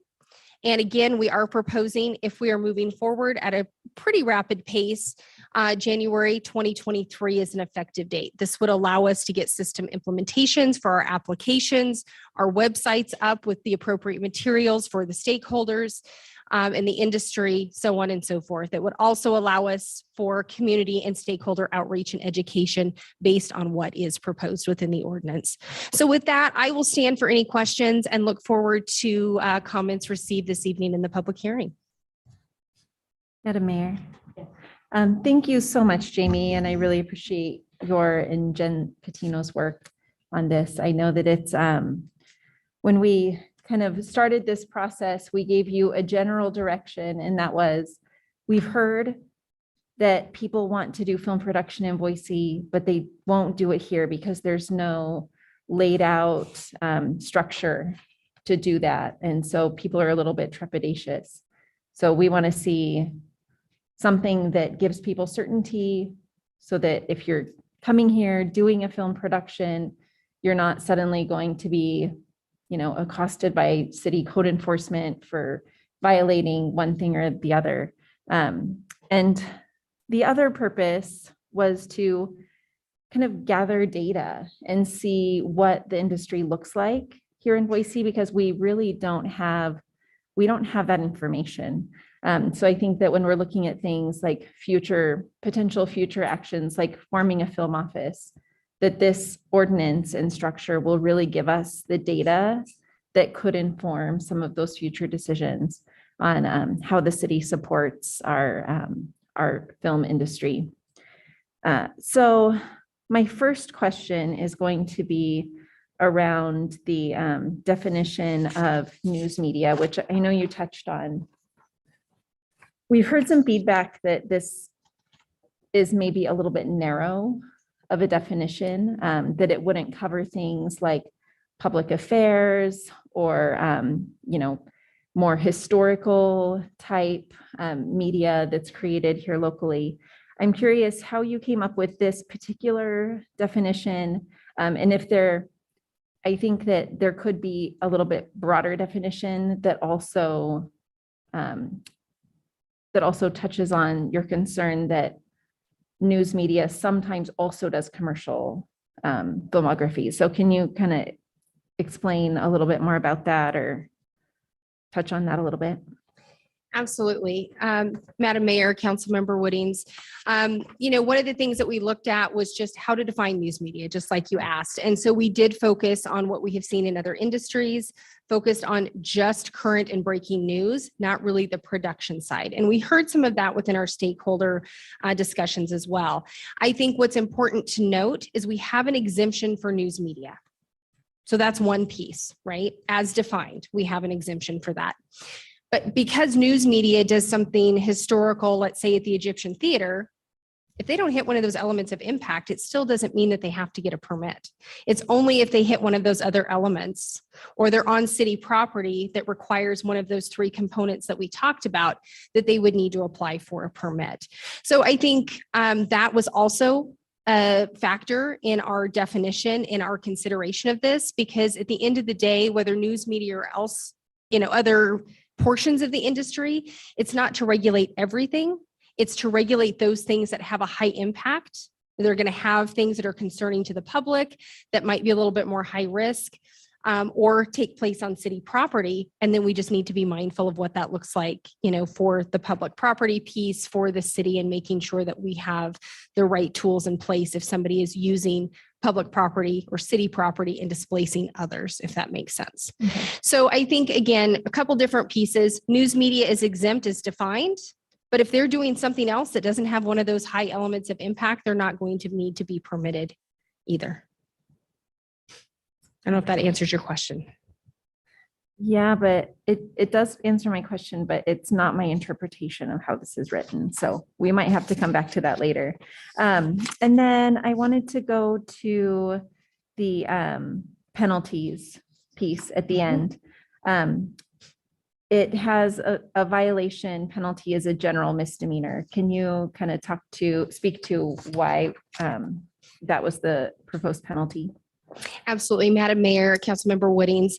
So a couple different factors there as well. As you have heard me speak and as we could run statistics, our goal is always compliance, and the compliance office works very closely with licensing. So our goal is always compliance. I can probably count on one hand the number of misdemeanors that we've written probably in the last 2 years. So we use that when there are situations in which somebody is not complying. If we went with infractions, the challenge is the state caps us at an infraction of $100. $100 infraction is kind of a slap on the wrist. And what our thought process was, why wouldn't I just conduct business and pay $100 fine versus getting a permit and making sure I'm doing things the right way? So making sure that, we have that balance. Again, if the most we can charge is an infraction of $100, why wouldn't I do that versus actually getting the permit? Because that cost is really de minimis. Great. Thank you. I appreciate that. You're welcome. Madam Mayor. Thank you, Madam Mayor. Thank you, Jamie. I'm just wondering how what we've got in this ordinance regarding like guns and nudity, how does that intersect with the state law? Which, as we know, is pretty lax about guns in public. And I think in terms of nudity, I think women are the ones on the bad end of that. Men can go topless in public. I don't think women are allowed to do that. So except if you're breastfeeding, I think. So I'm just wondering how this is going to fit in with state law.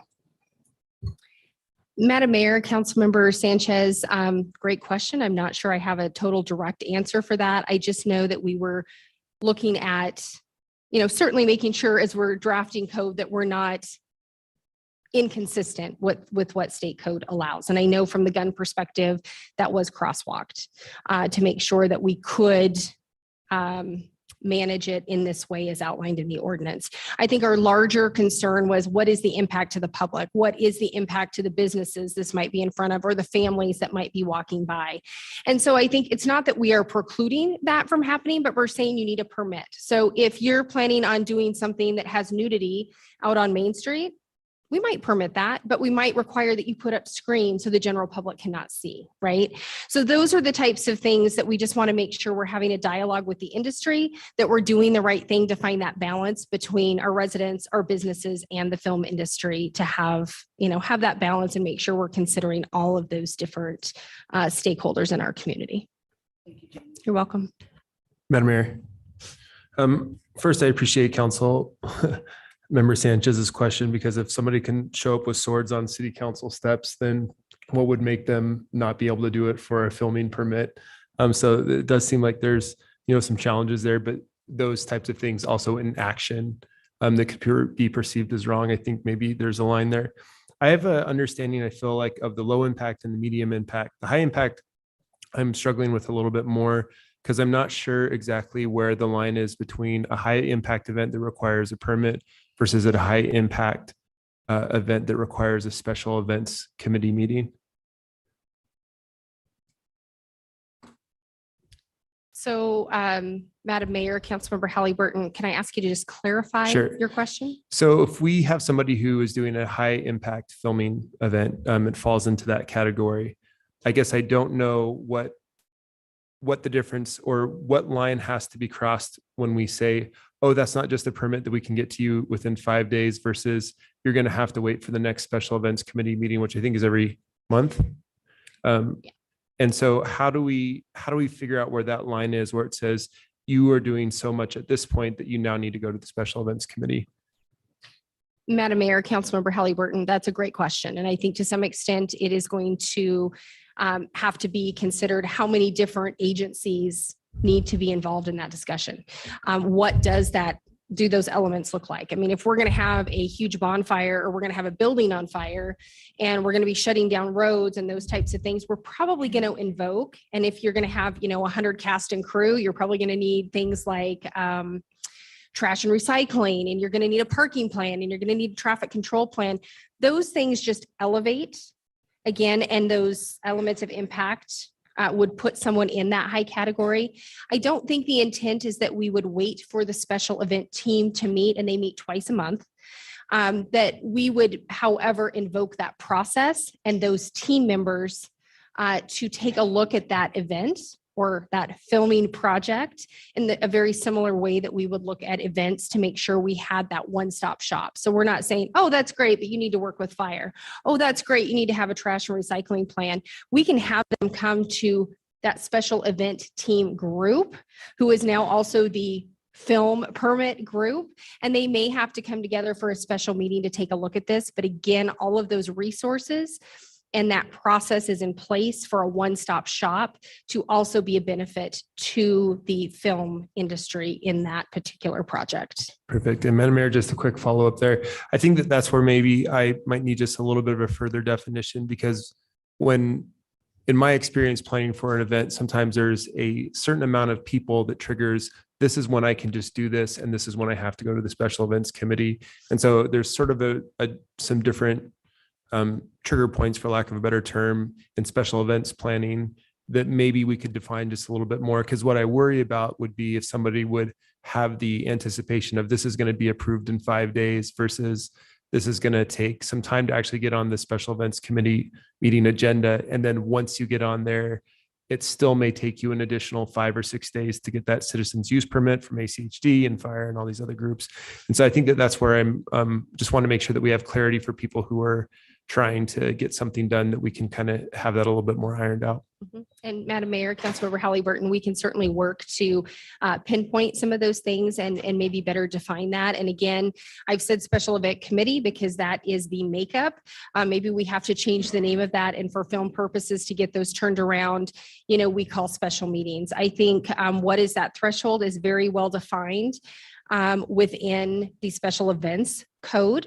I think the challenge with this is if it is across jurisdictions, if it's taking different resources, it probably is just going to take more time. And we've had that where we've had something that starts in Ada County or Boise County and comes into Ada County and Boise City and Garden City. And then, we're back into, Horseshoe Bend, and those things are just going to take more time by nature. And that's our experience, even with special events, that those things do take more time. And those are things, while we're coordinating as a city, those are agencies we don't have control over. So that's kind of the caveat for some of those challenges, but happy to work with you to define further. Perfect. Thank you. Madam Mayor. Jamie, if somebody is denied a permit, is that the end of the story, or is there an avenue to have that decision reviewed? Madam Mayor, Councilmember Bajent, there is an appeal process as defined in 3.1A of the Boise City Code, which is also our licensing code. A number of years ago, we took all of the varying appeal processes out of every single section of code and centralized that within the general business licensing section. So we have a consistent process for all appeals for permits, and that is where that is located. That is referenced, I think, at least once, if not twice, within the existing draft of the film ordinance. So it would go the same as any administrative denial, same procedure. Correct. On up. Thank you.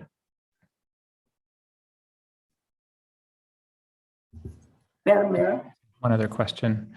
It wasn't clear to me what type of applicant or what type of film project requires a demonstration of insurance and what doesn't.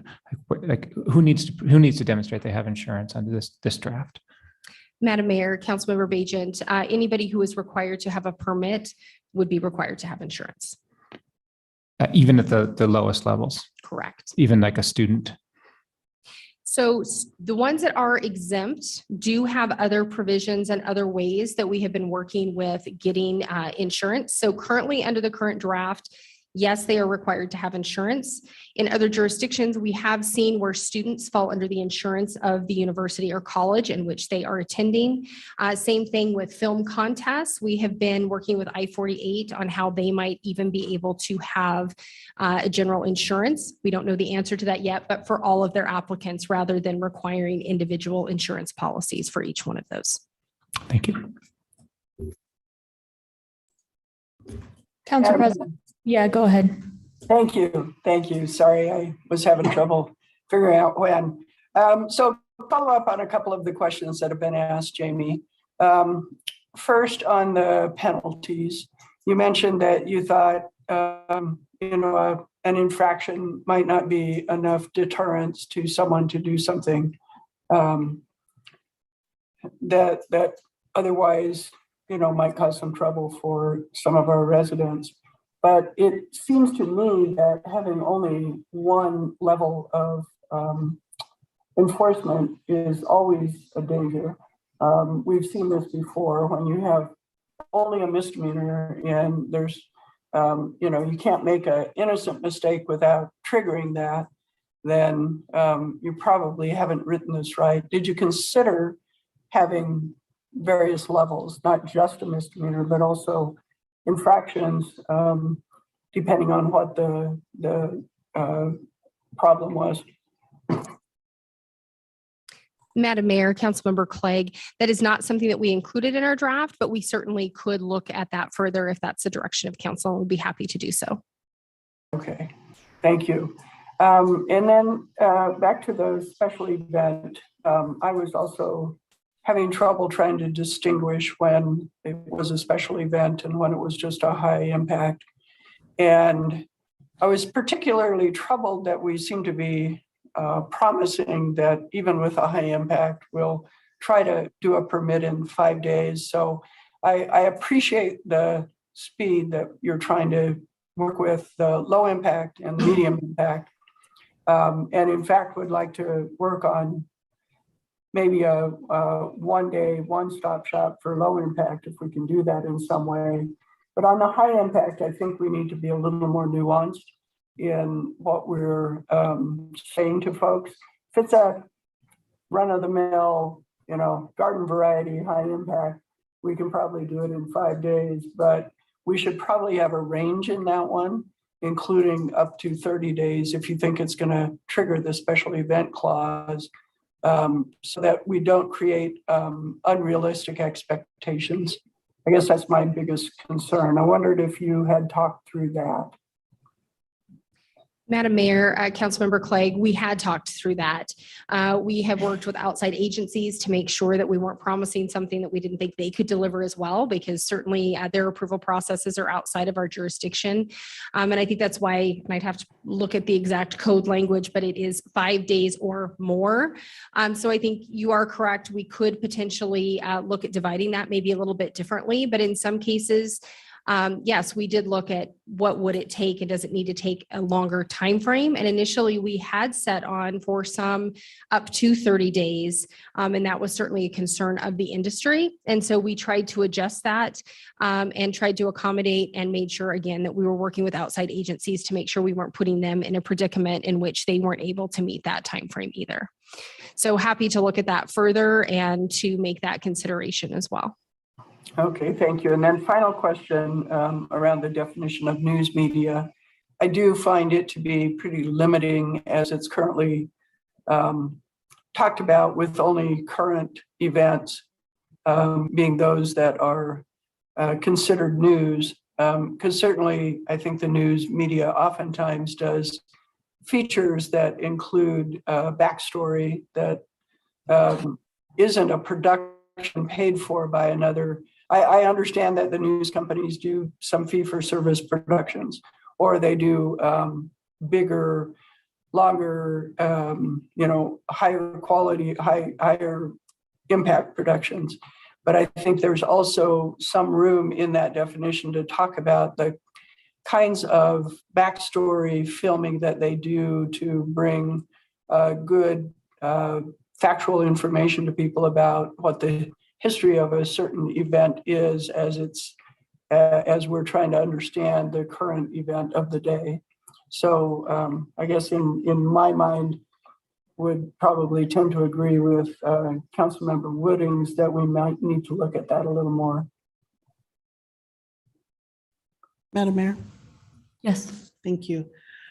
So Jamie, I'm thinking about who would ultimately be responsible for procuring these licenses and permits. I'm thinking about, I'm trying not to get too far in the weeds, but I've been a part of that gig economy, and I've been on camera talent and do voiceovers with production companies in Boise for over 20 years. And sometimes it is a mishmash. You just patch things together. And so, for example, we have Healthwise, which produces videos. And so they look for natural settings, people's homes, that sort of thing. And so I recall being the actor in the video, but also offering up the home that I rent as a place to do the filming, which also included us doing some scenes outside on the sidewalk. When I think about that, who would have been responsible for procuring a permit? Would we need one? Because we were filming on the sidewalk at some point. I'm thinking about those little weird little moments like that. Clearly, we didn't get a permit because we didn't need one at that time. What would that look like moving forward? Would that be Healthwise's responsibility? Would it be mine as the contractor who was offering up a space and was being paid for the use of that space? Moments like that is what I'm thinking about.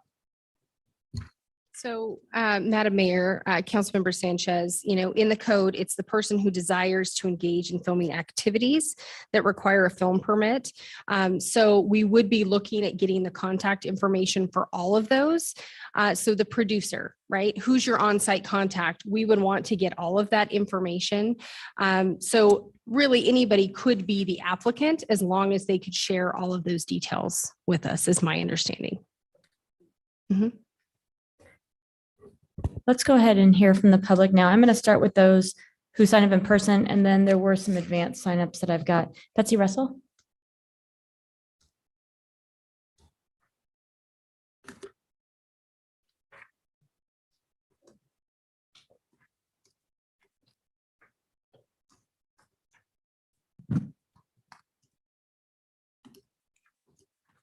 Greetings, Madam Mayor and members of the council. I'm Betsy Russell. I'm the president of the Idaho Press Club. I also have submitted my comments in writing, and you all have those. And tonight I am also speaking for Idaho Public Television at the request of Jeff Tucker, who was not able to be here tonight, the general manager of Idaho Public Television, and he does concur in my remarks. We oppose the ordinance as currently drafted.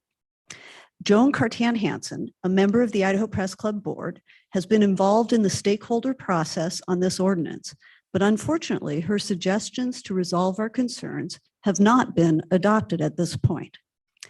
Joan has now left for an overseas trip, and I am stepping in for her with regard to representation of the Idaho Press Club on this matter. I would ask you to please change the definition of news media in the proposed ordinance.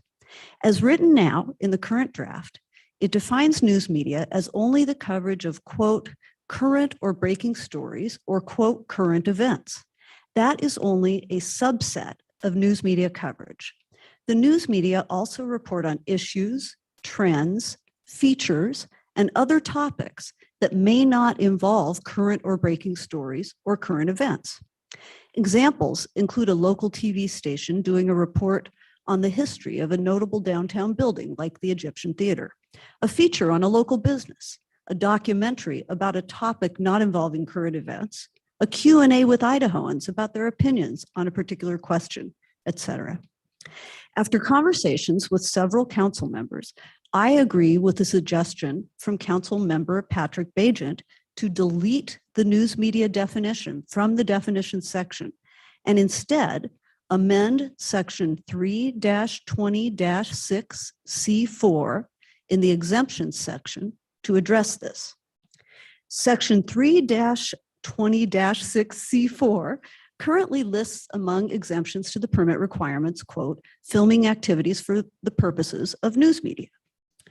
Councilmember Bagent noted that this is the only place in the ordinance where news media appears, and the only purpose of the definition appears to be to apply to this exemption language. Here is my proposal to amend section 3-20-6C4, to which Councilmember Bagent has informed me he has given his, quote, full-throated endorsement. Thank you, Councilmember. Media filming activities. Filming activities conducted for the purpose of broadcasting or distributing news and information. This covers it. I base this on the American Press Institute's definition of journalism, which is gathering, assessing, creating, and presenting news and information. Secondly, please reconsider imposing misdemeanor penalties of up to 6 months in jail for violations of this new ordinance. Citations would be more appropriate for this type of civil violation. To think that a news crew working on a routine story or a documentary crew— Betsy, you've hit time. I'm going to ask you to finish the sentence and do what I always do, which is request that it not be a run-on sentence. Okay. Highlighting something important about our city could potentially face up to 6 months in jail for doing its job is appalling, and I can't imagine that's really what the city wants to do. You do have the remainder of my written remarks, and there are some specific suggestions in there, including some drafting errors that I've identified in the draft. Thanks. Madam Mayor. I didn't realize we had a time limit. I would have talked faster. Yeah. Madam Okay, Mayor, now one we've quick got— question for Betsy. I'm sorry. Oh, sure. Betsy, one quick question for you. heard from two other council members about the news media definition. A separate concern that I had with it was that it defined news media in terms of newspaper, television, or other outlets. And I wonder if you can just briefly share from your perspective with the Idaho Press Club, like who does the news? Because my sense is it's not just the established outlets, like an established newspaper or an established television channel. So we've limited it to those, and I wonder if it should be broadened, and I wonder what your thoughts are in that way. I'm not actually sure that's in the ordinance as drafted, those words.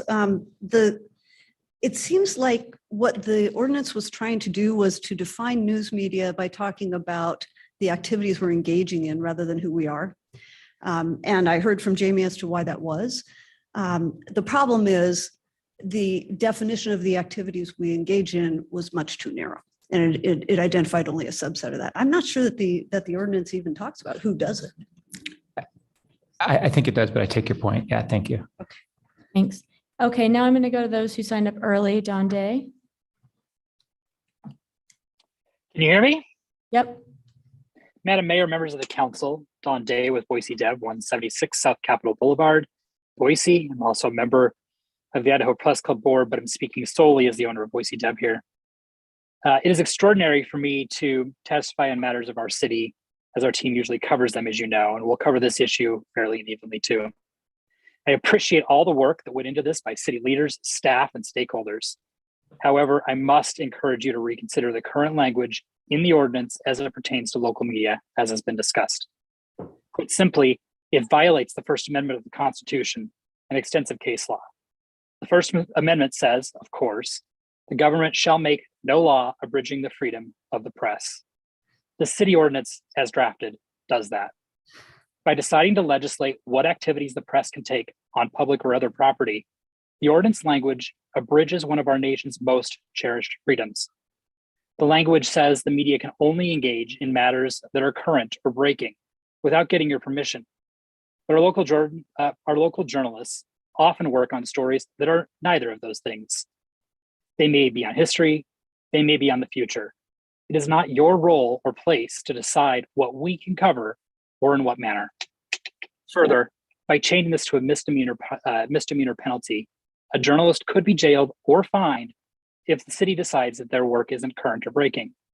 And you might say, that's not our intent, and we wouldn't do that. Fair.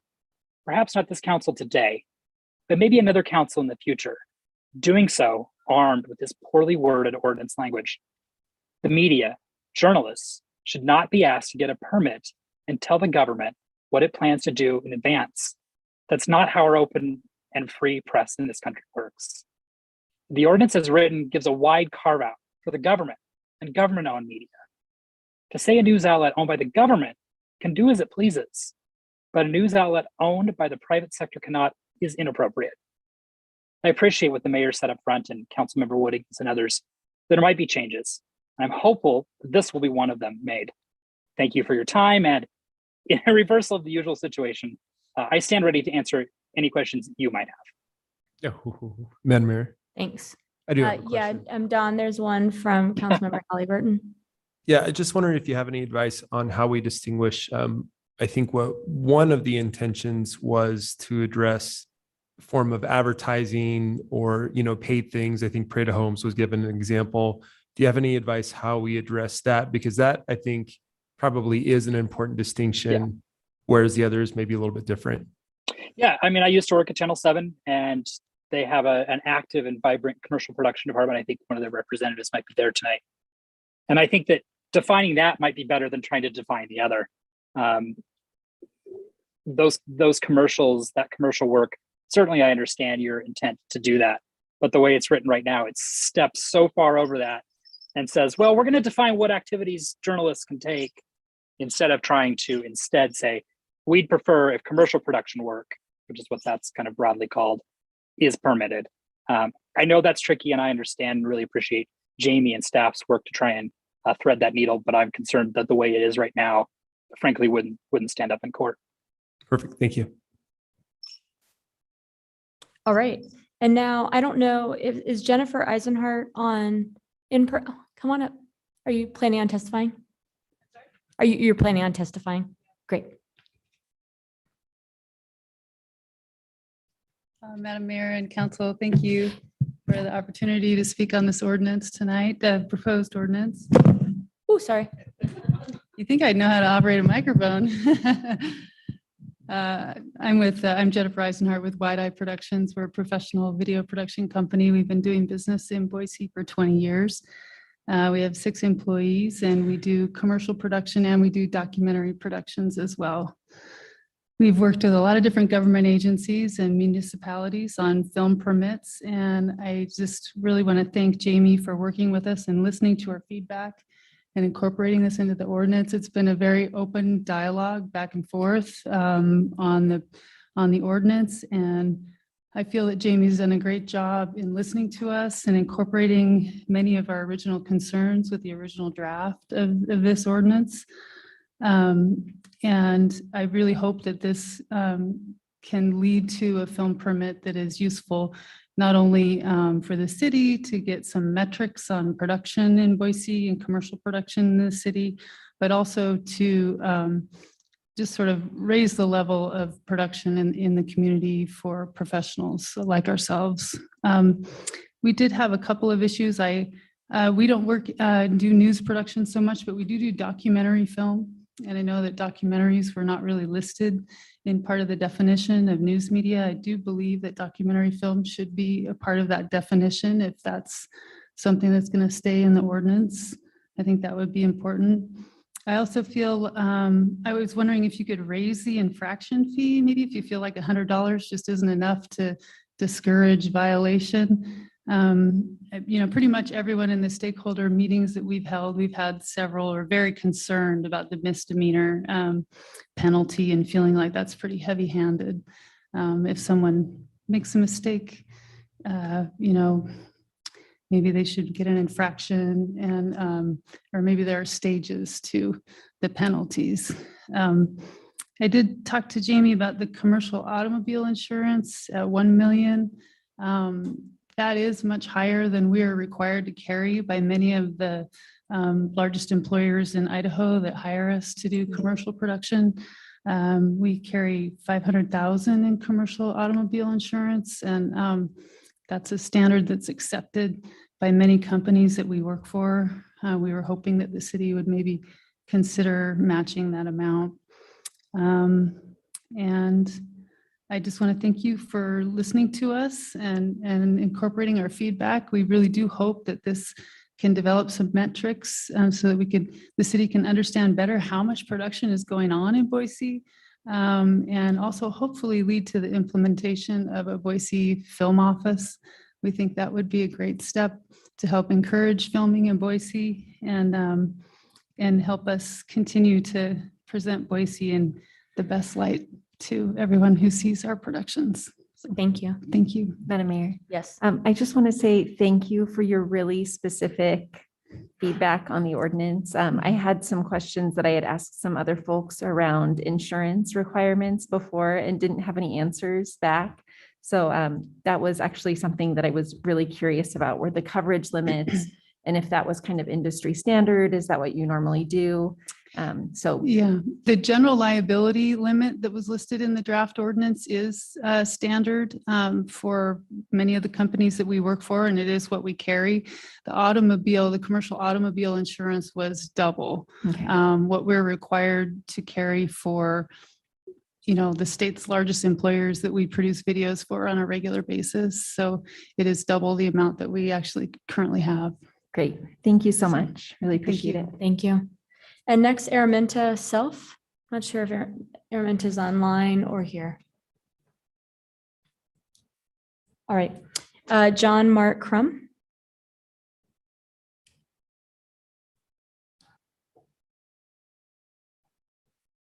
Hi, Madam Mayor, City Council. John Mark Crum, 7243 West Colonial Street, apartment number E301. So I work for Channel 7, KTV News Group. And I also freelance for Fox Sports for BSU football and CBS Sports, and just got done with the Boise Open. But sorry, kind of new. I'm totally used to being back there with Greg. He's kind of mentored me and how really just in this industry. But I guess what I want to say is, first, I just want to kind of thank Jamie. She has been just like completely like fantastic, really kind of helping us kind of shape and mold this. It's kind of like putting like big rocks into like a tumbler. And so we're really hoping with what comes out of that is just really good. I was like in the foothills and I kind of saw some deer. And I was like, I don't see those in Boise that much anymore. Boise's changed. And I think our industry, if you just want to pull it up, the slide that I have.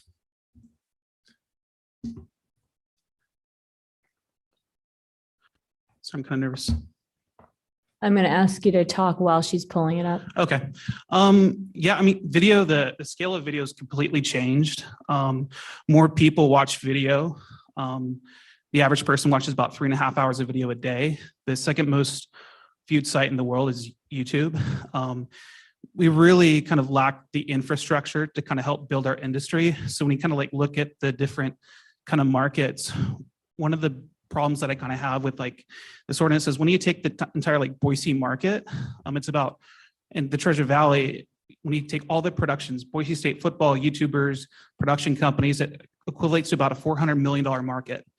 And so for us, we're trying to obviously be professionals in the industry. And so now with this ordinance, we've now entered with the city into a business relationship. And so for us to get these permits become really valuable and really important. And so that kind of working relationship is extremely important. And so having someone who's kind of a professional, and right now I don't think there's anyone with any professional experience that's kind of able to kind of take our requests and kind of help mitigate potentially any problems. That's why it's kind of best practice to have a film office.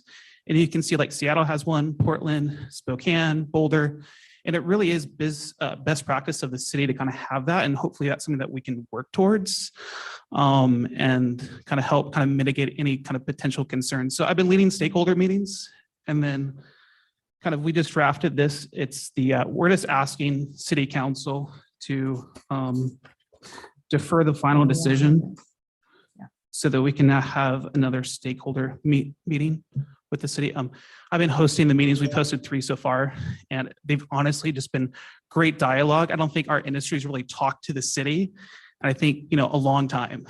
And so for us to continually have a conversation and a dialogue, bringing different stakeholders, you know, I've hosted Jennifer and kind of a lot of other kind of industry partners. So we hope that kind of dialogue, we can kind of continue that dialogue with the city to kind of really help define the permit. Because it really, I think we do need a permit.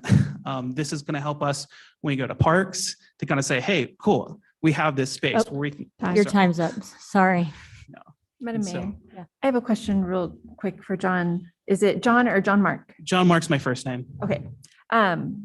Thank you. I really appreciate, you've been really wonderful with communication. You've sent me several emails, which I really have appreciated, and lots of good insight.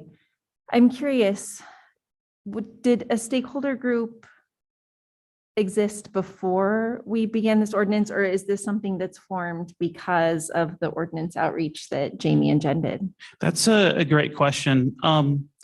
So we had the original stakeholder meeting, and then kind of Jamie kind of brought up, hey, if you want to kind of go organize amongst yourselves. So I have a working space out in Meridian, and so I invited people over. So we were just kind of online and in person, and so I just invited that group as well as invited others to that stakeholder group. We had 3 meetings so far, and then in Oliver Russell, we hosted a meeting there. So we've had 3 meetings so far that have been extremely productive in kind of growing the conversation. So does that help answer your question? That I think is amazing. And I think if that's an outcome of this process of developing a licensing ordinance, I feel like we've started doing our jobs here. So thank you for that. And I hope everyone keeps meeting up. Yeah. Madam Mayor, I just want to make sure that I'm clear on your request, because you said that you made a request. And I think what you requested was that before we voted to approve the ordinance, that you wanted to have another stakeholder meeting with the city staff or another stakeholder meeting with your group. So to kind of help clarify that, what we're requesting is, I'm not like the guy, I'm just like a photojournalist like KTV. I know people have connections in the industry, but we would love for the city to host another stakeholder meeting like we had before. That was Before the extremely- ordinance is approved.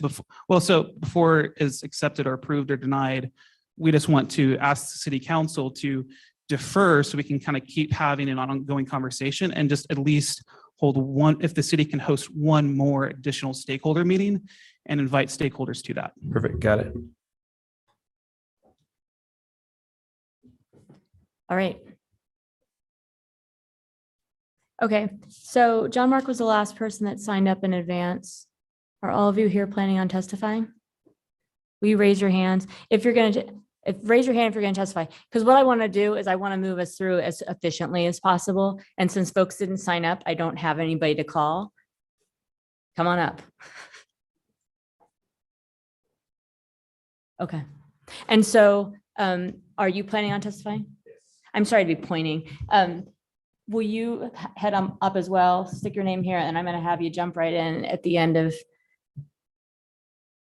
the Zach, you ready? Yes. Okay, good. Madam Mayor, members of City Council, thanks for having me. My name is Zach Voss. I'm a filmmaker and small business owner doing video production here in Boise. I've been doing that for about 10 years. I was not included in any of the stakeholder talks, so all of the things I'm going to say are just kind of my first impressions from tonight. And the first is just a good job to everyone involved and everything that's been put together. I found it to be very thoughtful and very realistic for something that can be as complicated as video production and filmmaking. So yeah, just my general response to it is that I think there's a lot of good things in place, mainly like the tiers of impact model, because these things can scale from the smallest affairs to the biggest affairs very quickly. So I think that is really well done. I like the idea of the incentives that the city is offering for maybe trying to bring some productions here, such as like free parking and things like that. I think those are clever ideas. Realistically, I don't see any of those things actually translating to a film producer deciding to stage their production here or not. So I wouldn't want to see the city, I think, put too many resources into trying to attract someone to Boise to do a shoot. I think they're already going to be coming to Boise for a very specific reason. If you do have resources available to you to allocate towards this, I think that might be better spent in terms of your staff and particularly your staff being able to interface with other organizations. So I often get contacted on behalf of shoots or productions coming into town, and I sort of find myself always being the liaison between so many different local groups, whether that's like in the foothills and intersecting trails between BLM and the city and this person's property, and then me trying to go out and cobble something together. And I feel like I'm pretty aware and capable and communicative and clever when I need to be, but I often find myself kind of like in these very strange networks. And so if someone at the city was able to kind of help become that person, I was coming to the city and presenting all that stuff, that would be really great. Yeah, I don't know the details of like the infractions. So I understand what you're trying to do. I would echo what other people have said in terms of like, maybe we can come up with ways to scale that as well. Let me see. And yeah, that's pretty much it for now. Thank you so much. Thanks, Zach. Any Yeah. questions for Zach? Good to see you. Coming up. Hi, everybody. My name is Aiden Brzonik. I live at 1415 West Franklin Did you say Street. Gabe or Caden? Aiden. Aiden. There we Okay. go. Great, thanks. I'm an independent filmmaker. I'm from Boise originally, kind of spent the last 15 years in Chicago and Los Angeles making movies. I think more so than anything, just as a general comment, that this is not something that is very easy to do in just a couple meetings. I think every other city that's done this it's taken a long bit of time to actually work out all the minutia of these permits. I mean, it affects everything. And because we're such a media-based society, things are going to only get more and more, film-based. So spending, like John Mark said earlier, spending more time to hammer these things out and really, allot the resources to it is going to be very beneficial, not just for, filmmakers, for the media, for the news, But just in general, this is going to be something that's going to come up more and more over the next, forever, really. So spending more time working with all of you and really sitting down and kind of figuring out how do you exclude news, because I think that's the biggest part of this, is that news is not the same as what a film production would be, commercial production would be. Really getting those things hammered out is I think of utmost importance, because it's just going to continue, and it's going to get a lot more nuanced as projects become bigger and scaled. Idaho is going to see more of this. It's already kind of started with the influx of new residents, and so addressing it now before it becomes a big problem. With, like we've talked about earlier, gun laws in Idaho, someone's going to come out and try and be a savior during a film production, and someone's going to get injured, and permits are necessary for those reasons. So finding ways to be as clear as possible is pretty pertinent. Yeah, that's all I got. Thank you. Any questions? Nope. All right, anybody else? Come on up.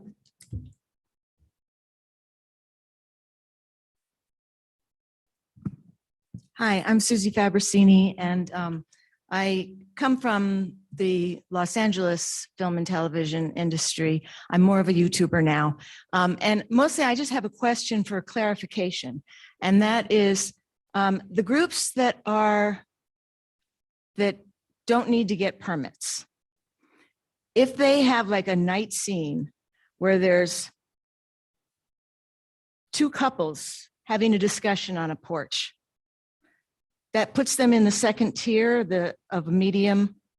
So now they have to get a permit and they have to get insurance because of that. Because it seems like if they're doing one of those 48-hour film contests, they would need to get a permit to do that. Mm-hmm. That seems a little bit hardcore to me, because I think the real issues are the lighting, the lights, and the noise. And if we could address those instead of just saying blanket can't do during those hours, I think it would better take care of the issue and still give room to move. And that's my comment. Thanks for that feedback. Madam Mayor? Yes. Can I just have a question, a clarification? So are you describing, like, for example, you've got a scene with a couple, like you said, having perhaps a passionate discussion, and maybe neighbors hear that and they think there's a domestic violence situation that's happening and they might want to call the police? Actually, that wasn't what I was thinking. I was thinking more like maybe a romantic discussion, something that's not likely to step over any of the bounds of upsetting the neighbors. Because the way it is right now, my neighbors are free to upset me with just living their daily lives, and they don't need a permit for that. So thank you for clarifying. Sure. All right, we've got one person online. Madam Mayor, I have Chelsea Smith online. I'm not sure if that was Kelsey or Chelsea. Chelsea, welcome. Hello, thank you. My name is Chelsea Smith. I'm the director of Film Fort, which is the film festival for Tree Fort Music Fest, as well as a associate director of communications at Boise State. I have to preface and just say I'm fairly new to this stakeholder group as well. So the presentation tonight was really helpful in clarifying some of the content of this proposed ordinance.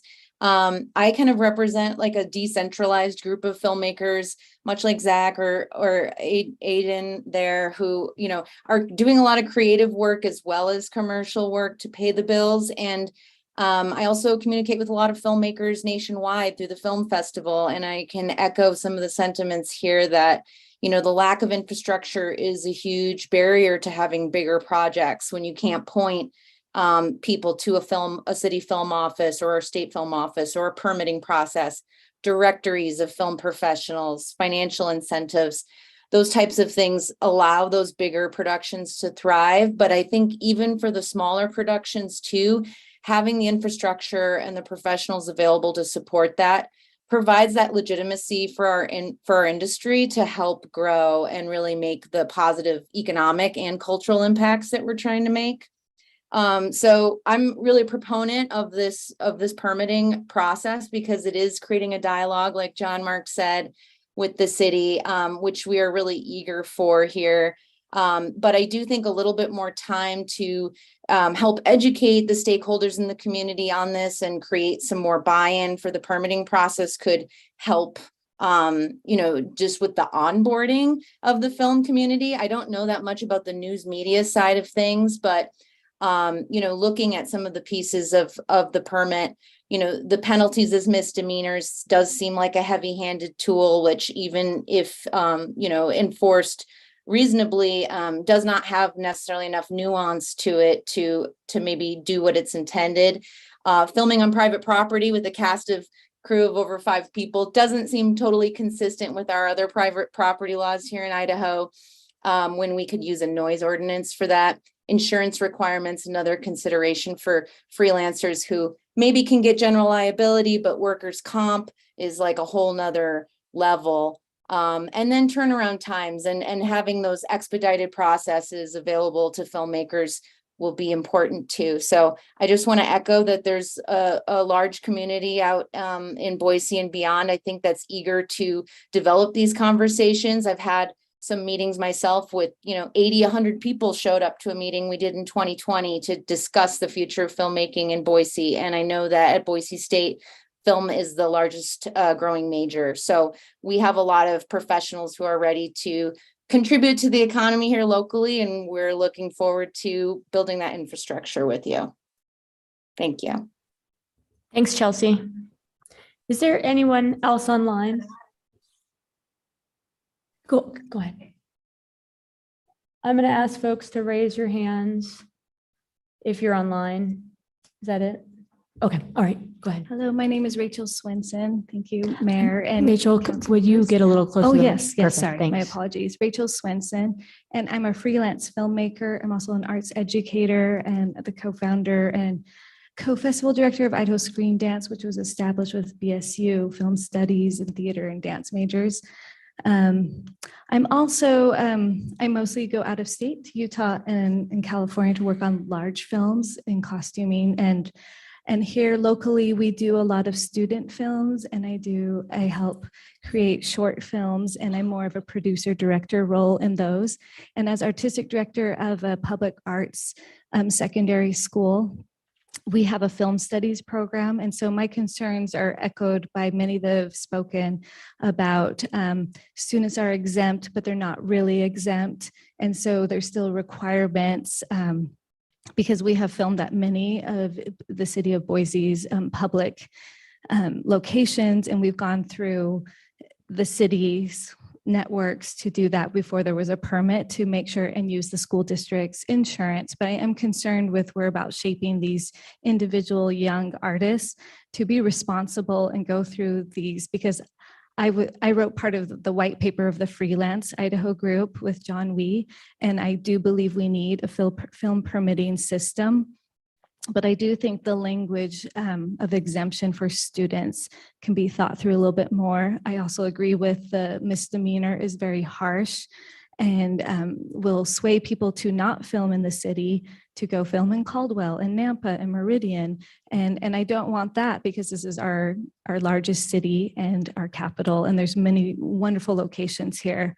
But I do want to protect those students, especially where we work with 6th through 12th grade students as film studies majors, and they're working on their film studies program every day on top of their academics.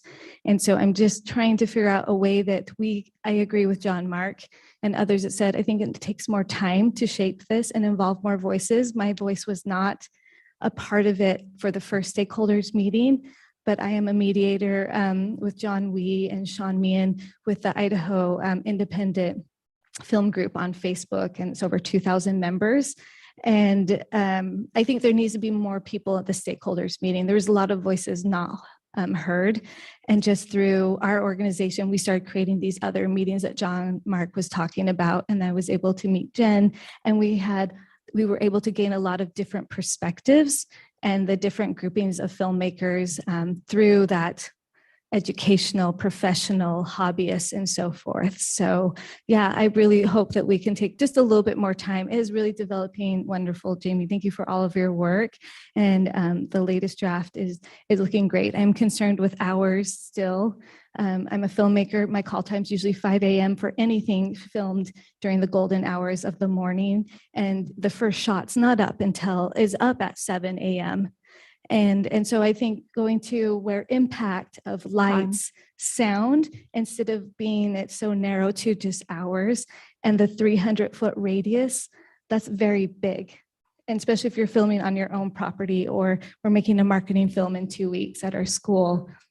Rachel, Yes, something happened and you lost your time clock, but anyways, the time I is appreciate up. your time. Thank you. Thank you. Thank you so much. Thanks. Any questions? Yeah, I've not seen the scoreboard before. Thank you. Fantastic for me. Thank you. Okay, nobody else is online. Anybody else tonight? I'm going to go ahead and close the public portion of the hearing. And now what that means is that we aren't taking any more testimony from the public tonight. Council then begins to give feedback on the ordinance or steps they would like to see moving forward. With that, I'm going to turn it over to you as one of the sponsors. Absolutely. Thank you, Madam Mayor. And thank you everyone for coming out tonight. This is so exciting that you all came, that you all have a stakeholder group. John Mark, great job. That there's a Facebook group that I didn't even know existed. Like, I've learned so much about this industry in Boise and in Idaho tonight that I didn't know before. So thank you so much for sharing. There have been so many incredible suggestions on this ordinance, and Jamie and Jen have brought it to a really great point, but I still think that there's probably some adjustments that need to be made. Some of those have been brought out tonight. I think some of those will probably also develop a little bit more before this ordinance is kind of ready for prime time. What I would like to see ideally happen is for another round of stakeholder outreach. And I don't know, the mayor is the CEO of the city. She says who can and cannot do what work. But what I would like is for that to happen potentially through our Office of Community Engagement and with some of our policymaking staff, perhaps in the mayor's office, and really working through this to refine what we've started with and address some of those concerns and get it to a place where it's accomplishing all of our objectives, where the news media is free, because that's critical. That's what we want in our society. And to make sure that this is doing the job of incenting film production and all of the economic development and all of the vibrancy that it brings to our city and all of the cultural opportunities in the best way that it can. So that's kind of that's my feeling after this. And I had no idea what was going to happen tonight. I was like, I don't know, maybe we'll just have a couple of tweaks and we'll, send it to first reading in a couple of weeks. But I really think that this needs and deserves a little bit more than that. Really appreciate everyone coming out tonight.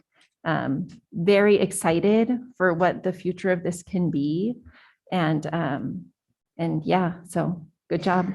This is what having a public hearing is all about. So thank you. Madam Mayor. Yes. First of all, thanks for all the work that's gone into it. Thank you also, Council Pro Tem Woodings, for taking the lead on this. There were a few specific things that were brought up as far as like the $500,000 commercial auto insurance that I think are really great specific things. And I guess I would just ask if there is additional discussion that those really specific things come to the table so that we can figure those out.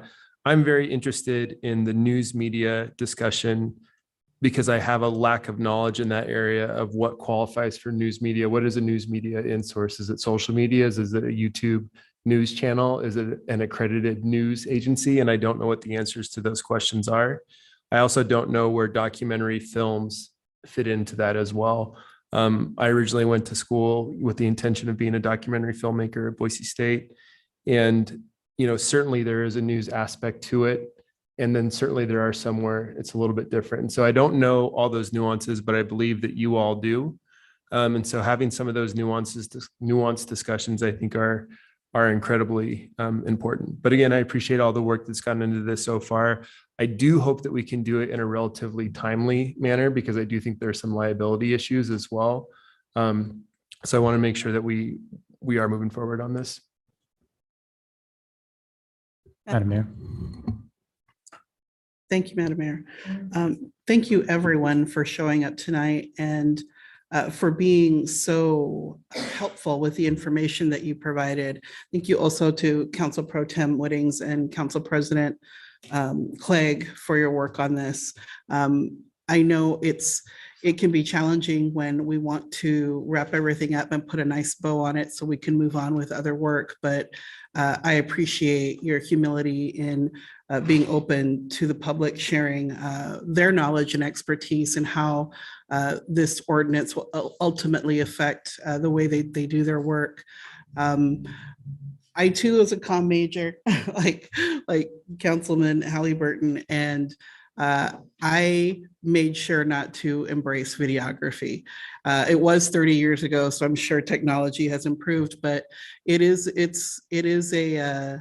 an intersection of art, of having that eye to create something beautiful and powerful, to inform, to educate, but also it's very technical.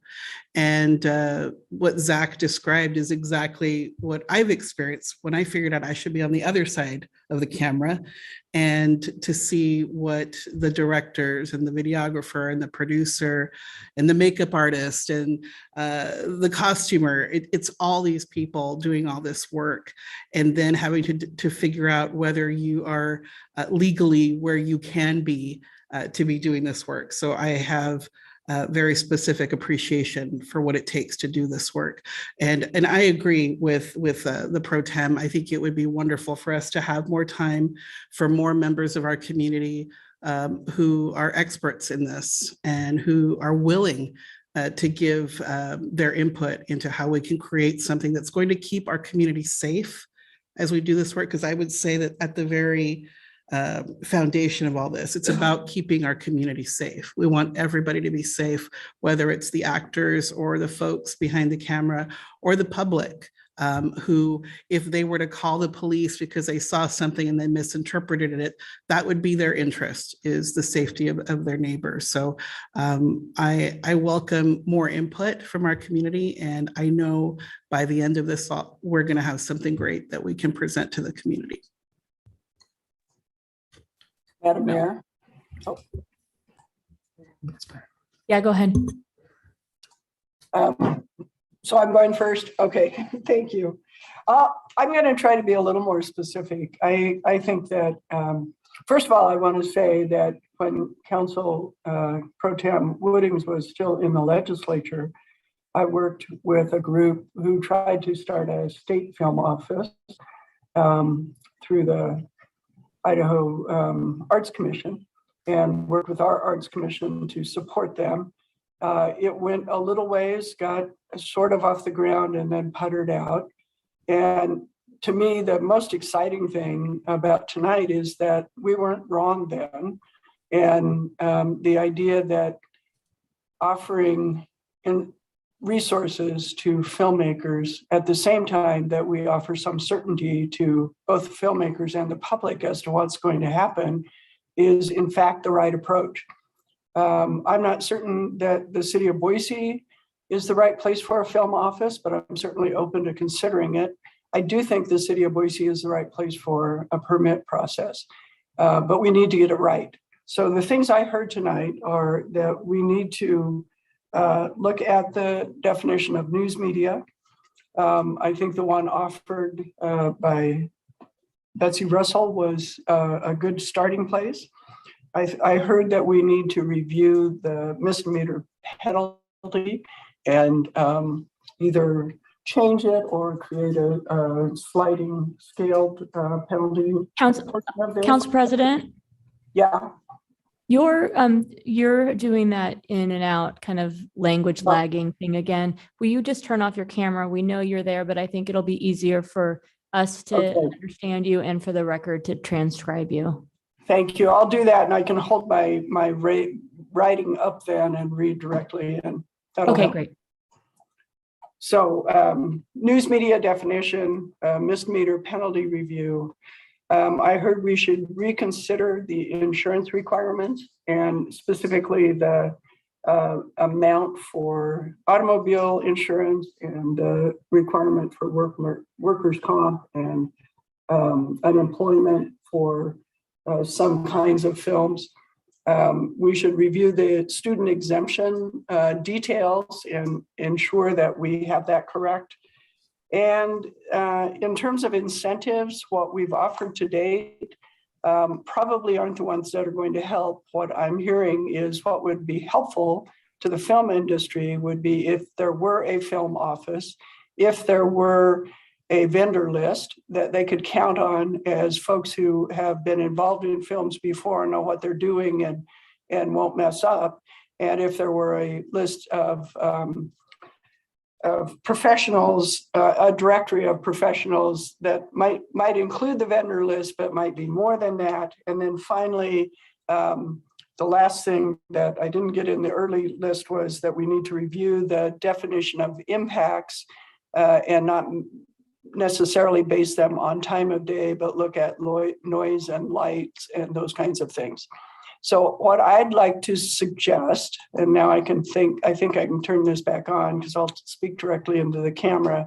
I'd like to suggest that we direct the clerk's office and ask the mayor's office to support going forward with reviewing those things I've listed in a timely fashion, pulling together the stakeholder group to talk through the changes that have been discussed tonight, come back to us with amendments within a few months, if possible. Certainly, I'd still like to see us try to get this on the road by the first of the year, and then further define what the process would be going forward from there. If everyone is accepting of the changes that are proposed through that process, I think we can go forward relatively quickly.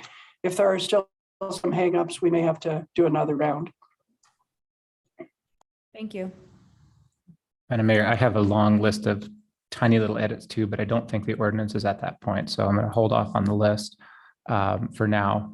But the one constructive comment I would have for the clerk's office and for the team and the stakeholder group that's thinking about this pertains to the news media definition. And I think that the two weaknesses in the way it's structured now and the way to fix it are, number one, the current events thing that we've all talked about. But number two, I don't think we should focus on the type of filmer or the type of media outlet.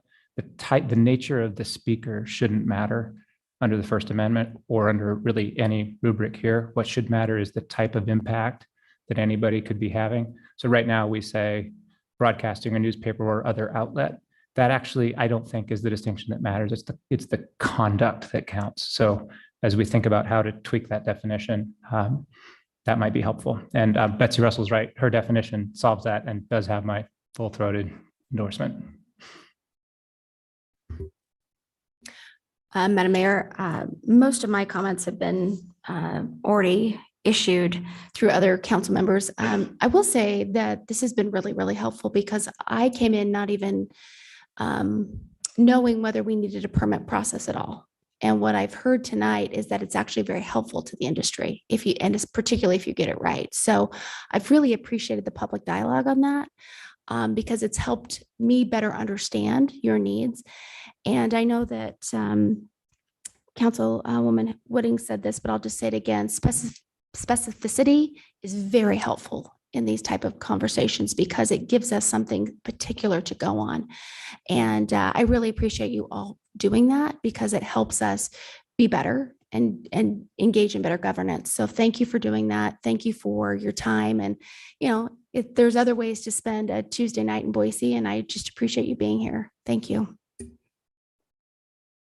Madam Mayor, there is one more thing that I wanted to make sure that I listed that would be helpful for me, and that would be knowing what the tipping point is or what would move something from a high impact to a special events committee and making sure that the industry knew that as well. All right, well, I appreciate the council president's suggestions. Staff has taken that down. I saw my team nodding, saying that would work. And we will go from there. And I think it's important that edits be made based on the list that was provided by council tonight, and then those be brought to both the press and the stakeholder group, or maybe you've merged into one giant stakeholder group, I'm not sure. Appreciate the feedback, the interest in this, and really appreciate the press being here, because our intent was not to infringe upon the rights that you have, because those rights we believe are deeply important, but it doesn't matter the intent going into it. I mean, I appreciate that Don said, this council might be fine, another one maybe not.